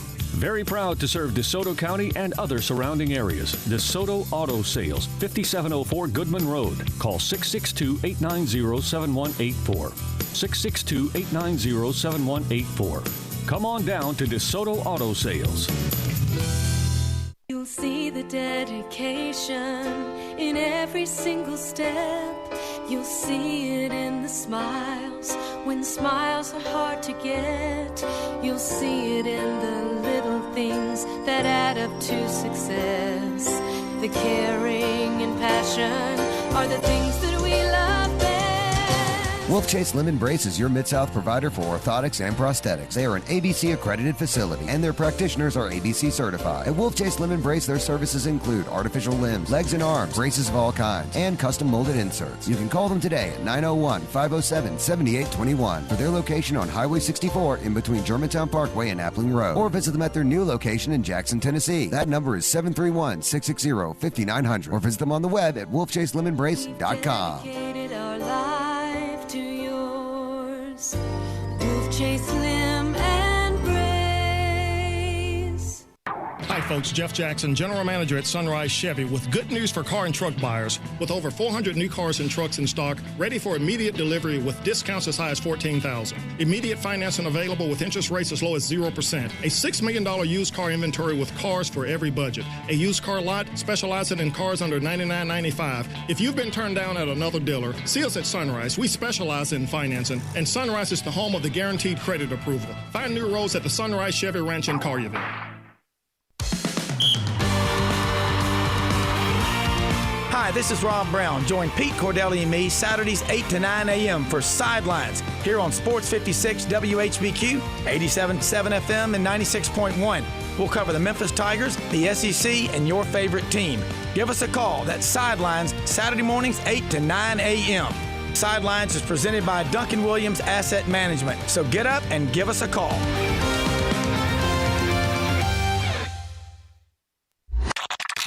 Now, back to Sports 56 Middays presented by FedEx. This hour is brought to you by East Memphis Ace Hardware at Quincy White Station. Here once again are Greg Gaston and Eli Savoie.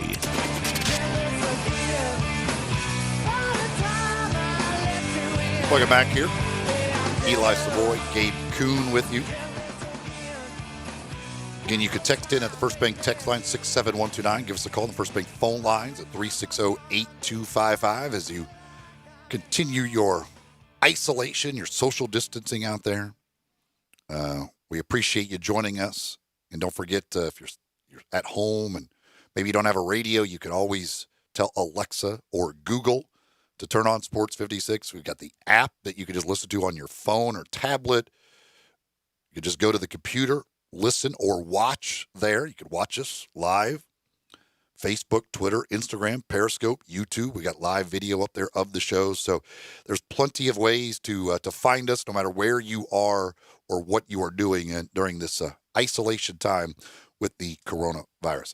So Gabe, from a player's perspective,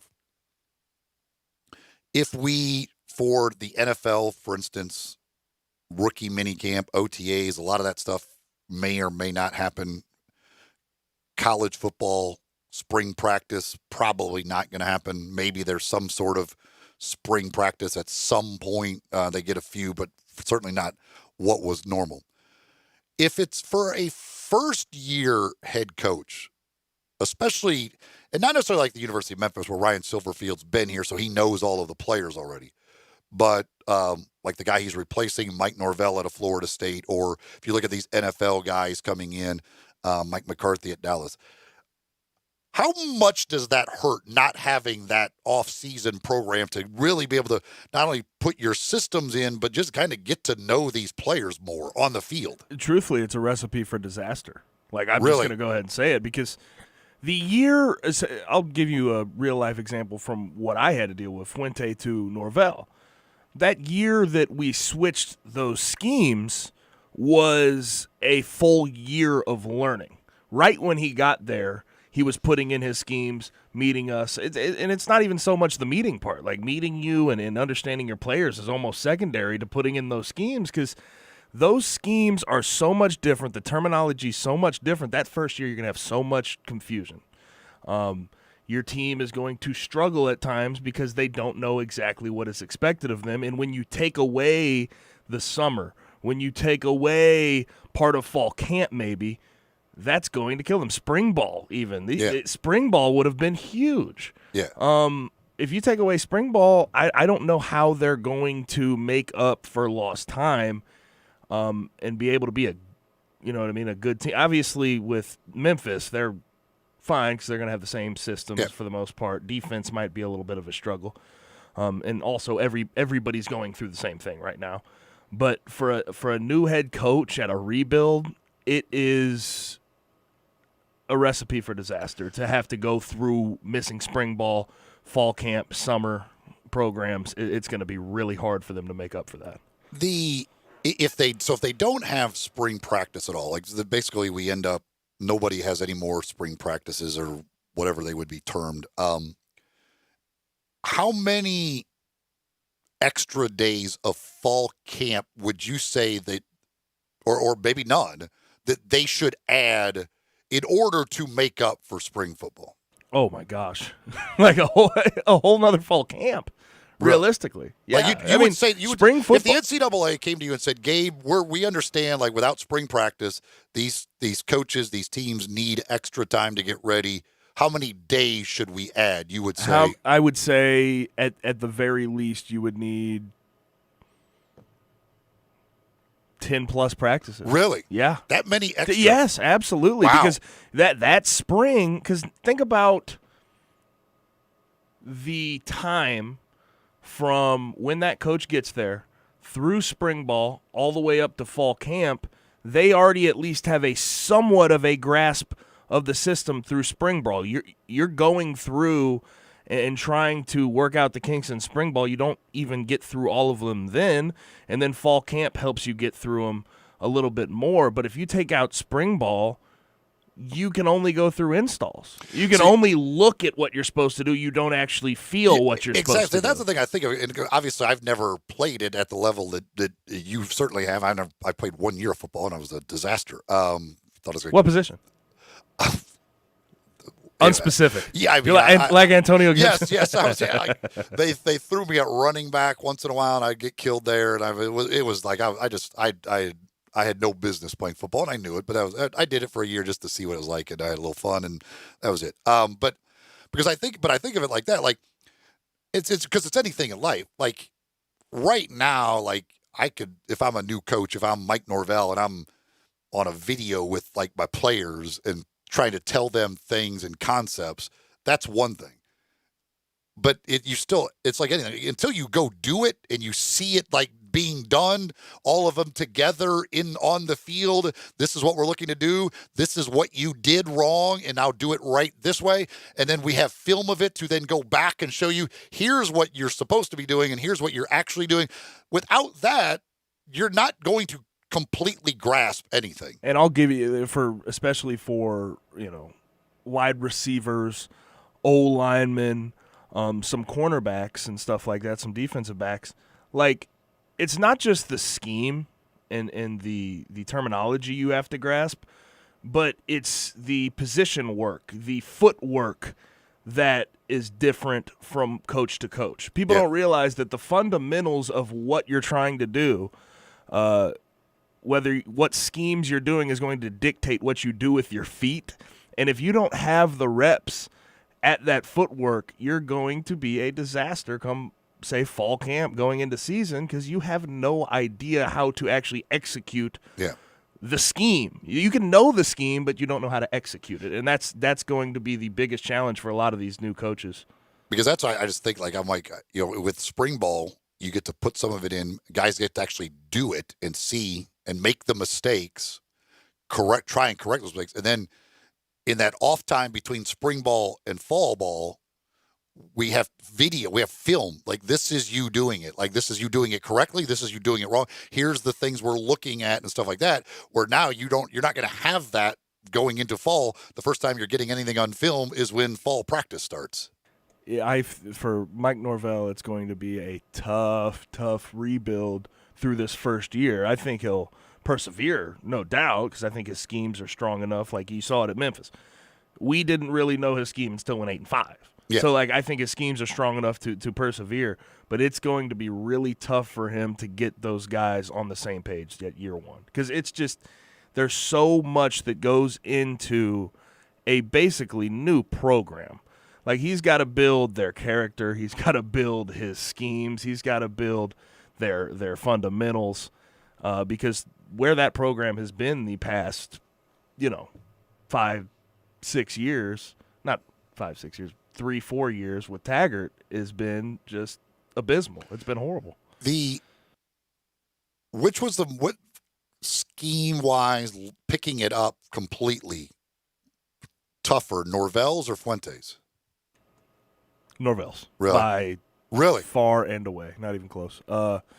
He presents more pro-style stuff, whereas Fuentes never been sort of his cup of tea. Yeah. He runs some good schemes. I think he does a lot of misdirection stuff, but Norvell's schemes definitely lend themselves to the pros more, and I think you sort of see that. Yeah, there's no doubt. The fact, like you see I think Mike Norvell would be a great NFL coach. Yeah, I really do. And you just see the amount of people from Memphis going to the NFL under him and the amount of draft picks and their success. Because there was draft picks under Fuente, but were they all that successful? Not really. I think Anthony Miller's sort of an exception, but he played under both coaches. Yeah, I mean, that's the thing. Like, and he had more production, quite frankly, under Mike Norvell. So I think it was by far and away, when you look at Norvell's system and what he asked you to do, it was more person to person. He was asking each person to grasp more than with Fuente. The folks at Surfacescapes can take care of concrete floors, whether it be for your garage, maybe for a restaurant, for an office space, retail, any construction project you might be doing, industrial floors as well, or for around your pool. Your pool deck will look great, and it can be up to 20 degrees cooler on your feet with a concrete flooring and concrete decking from Surfacescapes. You can give them a call at 888-5000. That's 888-5000, or go to surfacescapes.com. They bring you all of our podcasts and interviews from our website. And don't forget to go to sports56whbq.com to sign up and have those podcasts and interviews delivered right to your inbox. And it's all brought to you by Surfacescapes. Again, give them a call at 888-5000. Or go to surfacescapes.com. A couple of quick texts here from the First Bank text line. Somebody says Jake Fromm is Brian Hoyer or Chase Daniel. And, yeah, I think that's what I picture Jake Fromm as. Like what somebody said. I agree completely. Somebody talked about Jake Fromm, like the Patriots possibly getting Jake Fromm to replace Tom Brady. Jake Fromm would replace Brian Hoyer. That's what I think of. Like he would become their new Brian Hoyer. And Chase Daniel, Chase Daniel, again, has signed 3 different contracts over $10 million, I believe it is now. So there's nothing wrong with that. You can make a hell of a living and become a rich person for the rest of your life by being the career backup guy. But you have to be, as long as teams trust you and they just feel like they can throw you out there and you're not going to kill them, you can put together a great NFL career doing that. That is to a T what Jake Fromm is. I will not absolutely kill you as a franchise if I have to be thrown in there. Another text says, I disagree with Colin Cowherd. No way Belichick gives away a season. He's got enough picks to restock his roster and make a playoff run. He's won without Brady, playing some mediocre quarterbacks in the past. Matt Castle was 10-6. Brissett won some games. You know, and that'll be the thing, because the one thing I will say, as much as they may want to, like, position themselves together, Bill Belichick doesn't want to take this big fall where it looks like Tom Brady was the team and it's not Bill Belichick. That it was all Tom Brady. 8-8 and 9-7 or 7-9 is still upholding a lot of the stuff he wants to do. But if you think by any stretch of the imagination that Jarrett Stidham is going to get them into the playoffs and win games, I'm not buying it. And you could say what you want, but they're not built this year at this moment with no quarterback to be what they have been. And I'm not saying he's giving away a season. I think we need to define this texter. What does giving away a season mean? The thing is, to me, it's my thing with the Patriots is, are they willing to just, because I don't believe they're going to draft a guy high. I don't see them doing that this year. Again, maybe next year is when they would do it. I don't see them taking a first-round quarterback this year. Maybe I'm wrong. Maybe they did. Maybe they love Justin Herbert and they packaged the picks up to get him. I don't see that from them. My thing for them this year would be, and if you consider it giving away a season, do you just maybe take a quarterback 5th, 6th round, let them compete with Stidham? One of those guys is your starting quarterback. Is that giving away the year? Doing that versus going to try and get Andy Dalton? Like, do you say, like, we would rather have a veteran guy for this year, then we'll kind of reassess, or we're not going to waste our time going to get that veteran. We're going to see what we've got in Jarrett Stidham and maybe one other young guy and see if one of those could be the guy of the future, and then we'll address that next offseason.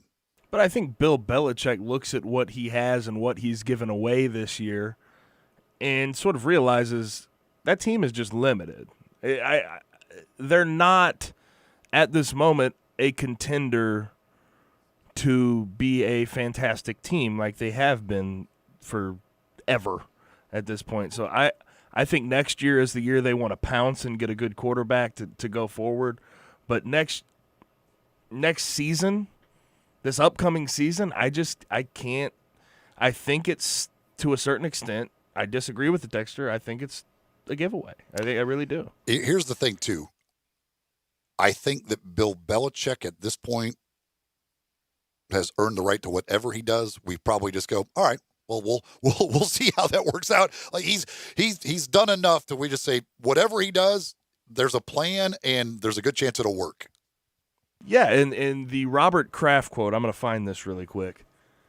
Robert Kraft quote about Tom Brady is about how you have whatever it is, you have a girlfriend, and for whatever reason their mom or their dad ruins it for you, and you want to keep Tom Brady, basically. He's saying, I wanted to keep Tom Brady, but I can't. He knows that Bill has earned the right to call shots at this point. So, and if Bill Belichick thinks this year is sort of a wash, and next year or 2 years from now he can get back to their full winning ways, I think he has earned that over these years. I've got a question for you on that when we come back. East Coast Wings and Grill, they are still open doing curbside service, and they've put together a lot of different meal packages, whether it be a family pack with chicken tenders or wings or whatever it is. They've got a lot of different things that you could choose from that way, or you could just order off the menu at East Coast Wings and Grill, and they're doing curbside service for you to, and again, continue to urge folks to do your best to support these local businesses as much as you possibly can, and also when you're getting the curbside service or delivery. Maybe if you can, and again, I know not everybody can because there's a lot of folks facing tough times right now, tip a little extra. Try and help these people out that are still at least do still at least have jobs in the service industry with the restaurants that are doing that. A lot of folks have been laid off completely, but they're the ones that are still there doing the curbside or doing the delivery. See if you can help them out a little bit extra during these tough times. Again, I know not everybody can, but if you do have the means, certainly they certainly appreciate that, and we appreciate you doing as much as you can to support our advertisers. But it's all of these local small businesses that are just facing a really difficult time right now. East Coast Wings and Grill is just off Highway 64 in Bartlett. It's next to the Lowe's. Again, give them a call, get an order, and they'll have it ready for you, and they'll do curbside service for you when you stop by and see them at East Coast Wings and Grill. The phone number is 381-9990. That's 381-9990 for East Coast Wings and Grill. Our final segment comes up. Got a question for Gabe when we come back here on Tom Brady and Bill Belichick. You're listening to Sports 56 Middays, Real Sports Talk, Sports 56, 96.1 and 87.7. Listen online anywhere, anytime at sports56whbq.com. It's not too early to start planning for spring at Family Leisure. New pools are starting at $19.99, spas starting at $21.99, and swim spas now only $99.99. 5-piece patio furniture starts at only $799. Pool chemicals, toys, accessories, and more up to 20% off. Mention this ad, you'll get free delivery and 1 month of chemicals with your spa purchase. Start your spring planning now at Family Leisure, Whitten Road and I-40, where family and fun come together.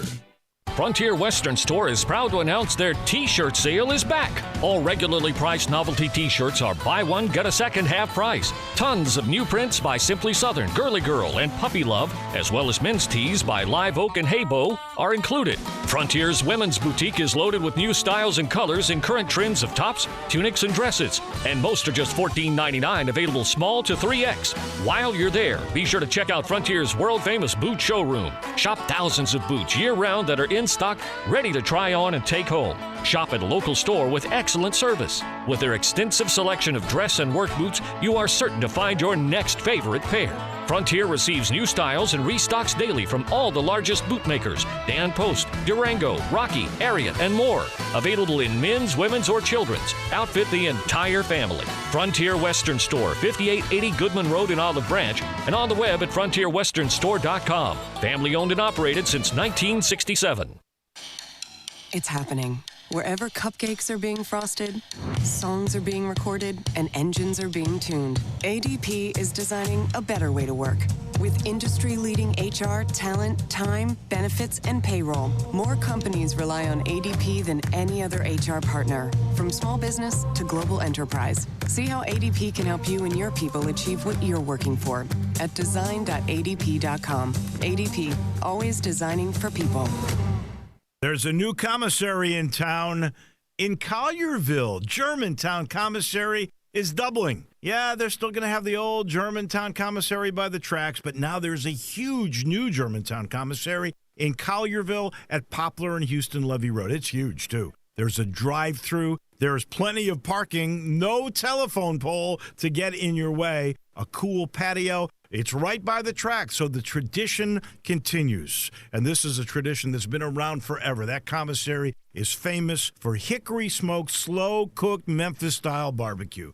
They've got a private party room at the new one in Collierville. Self-catering still continues. Party packs for $5.95. Basically, the great ribs, the great pulled shoulder, the great deviled eggs. Everything is there in Collierville and Germantown now. So there is now a Germantown and Collierville style of barbecue. It's called Germantown Commissary. Now, back to Sports 56 Middays presented by FedEx. This hour is brought to you by East Memphis Ace Hardware at Quincy White Station. Here once again are Greg Gaston and Eli Savoie. Eli and Gabe here, final segment. All right, Gabe. Tom Brady, Bill Belichick. Does either ever get to another Super Bowl? Wow. So this is interesting, too, because you wonder how much they have left in their career. Tom Brady, 42 years old, 2-year contract here. You can't imagine him playing much past 45. I'm going to say a no on him to a Super Bowl. Bill Belichick, he's old, but how long does he coach for? Because he's not really slowing down anytime soon. He hasn't had any bad years in the past 20. So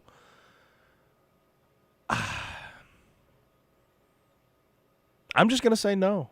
Neither one ever not even gets to a Super Bowl. I'm going to go ahead and say no because I just don't think they have enough time left in either of their careers.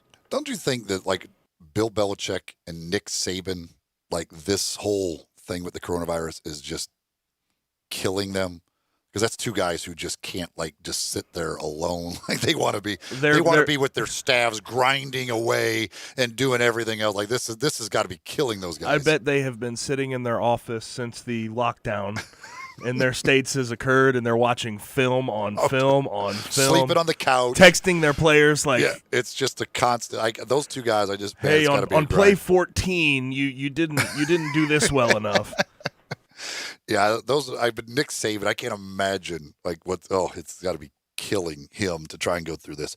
Tomorrow on the program, new UAB basketball coach, Andy Kennedy, going to join us. Of course, we'll check in with Greg. Also going to talk with a dude who's amazing, who's done a lot of stuff, pretty amazing stuff. He's actually in Memphis. He's kind of, I think, like caught in Memphis or trapped in Memphis right now. Damian Ryder. He's an unbelievable fitness dude, and he's done some amazing stuff throughout his life. Could be an interesting conversation that we'll have with him. Also working on a couple of other things as well. Frontier Western Store, you can go by and see them. And again, I don't know who's all open and able to be open these days, and it's not a normal thing, but they do have their website, of course, that you can always go to at frontierwesternstore.com. But when it comes to boots and clothing and all kinds of stuff, men, women, children, they've got something for everybody. They got supplies for your pets. They've got it all for you at Frontier Western Store at 5880 Goodman Road in Olive Branch. And again, online at frontierwesternstore.com. They've been family owned and operated since 1967. You've been around that long, you know you're doing some things the right way. And that's what they do at Frontier Western Store. Time now for one final thing. Before Greg and Eli get out of here for the day, they each have one final thing they think you should know to make it through the rest of your day. So here are Greg and Eli with one final thing. So tough news for the New York Mets and Noah Syndergaard. Now, granted, maybe we won't even have a baseball season this year. But if we do it, we'll be without Noah Syndergaard, as he is shut down and will have Tommy John surgery this week, which will sideline him until at least April of next year, if not longer. But Noah Syndergaard, who has had a couple of injury-riddled seasons before, one of the best pitchers in the game when he is healthy, and, of course, won a Cy Young Award. But now he joins Chris Sale as two top-line pitchers who have both are having Tommy John surgery. Whether there is a season or not, they will both be out for it. So I guess that's the thing. Like if you're going to get hurt as a pitcher, you're going to need Tommy John surgery. This isn't a bad time to have that. Yeah, we'll call it that. I mean, because literally you may not miss any part of a season. Like there's a chance that there is no baseball season, so you might not even miss anything this year. And if you're on a team in New York, just be on red alert. You might get injured. There's a high chance, high probability you will be injured at some point. Yeah, the Mets have had all kinds of. You look at what they thought their starting rotation was going to be a few years ago. That has turned into a disaster. And then the Yankees just can't keep anybody healthy. The Yankees just one after another. Guys get hurt there. But, so Noah Syndergaard, Thor, one of the best in the game, and then Chris Sale, guys who've won Cy Young Awards here in the last couple of years, both are out for this season. I use season in air quotes. If there is a season, this season, neither one of those guys will be a part of it, as both shut down with Tommy John surgery. Again, April of next year is like best case scenario. You're probably looking at later than that as a possible return date. And now Sale had his surgery. It's probably been about a month or so. I believe so. Yes. So he might be. He should be a little bit earlier than Syndergaard, but we're talking about a full year. Yeah, and a month, it's probably. Yeah, you're definitely a year, and then by the time you start throwing and everything else, because it's not like they're rushing you back out there. You're probably looking at May, June of next year for a possible return for Noah Syndergaard. That will wrap things up for us today. Again, folks, I know it's not fun, but please stay home, do your part, do the best you can. Keep washing your hands, keep sanitizing, keep doing whatever you can do to try and stay healthy yourself and keep others that you come in contact healthy as well. It's not a fun time for anybody, but we're all trying to get through it together, and we will get through it together. There will be sports again. There's a light at the end of this tunnel. I promise you, there's a light at the end of this tunnel, and we will get to it. For Gabe Kuhn, I'm Eli Savoie. We'll talk to you again tomorrow from 10 to 1 here on Sports 56 Middays. Coming up next, it's The Herd with Colin Cowherd, then Sports Time on Sports 56 with Wolo and Sat. So stay tuned right here on Real Sports Talk, Sports 56, 96.1 and 87.7. Here's the deal, friends, it's all going to pot. Well, it's all going to pot, whether we like it or not. Best I can tell the world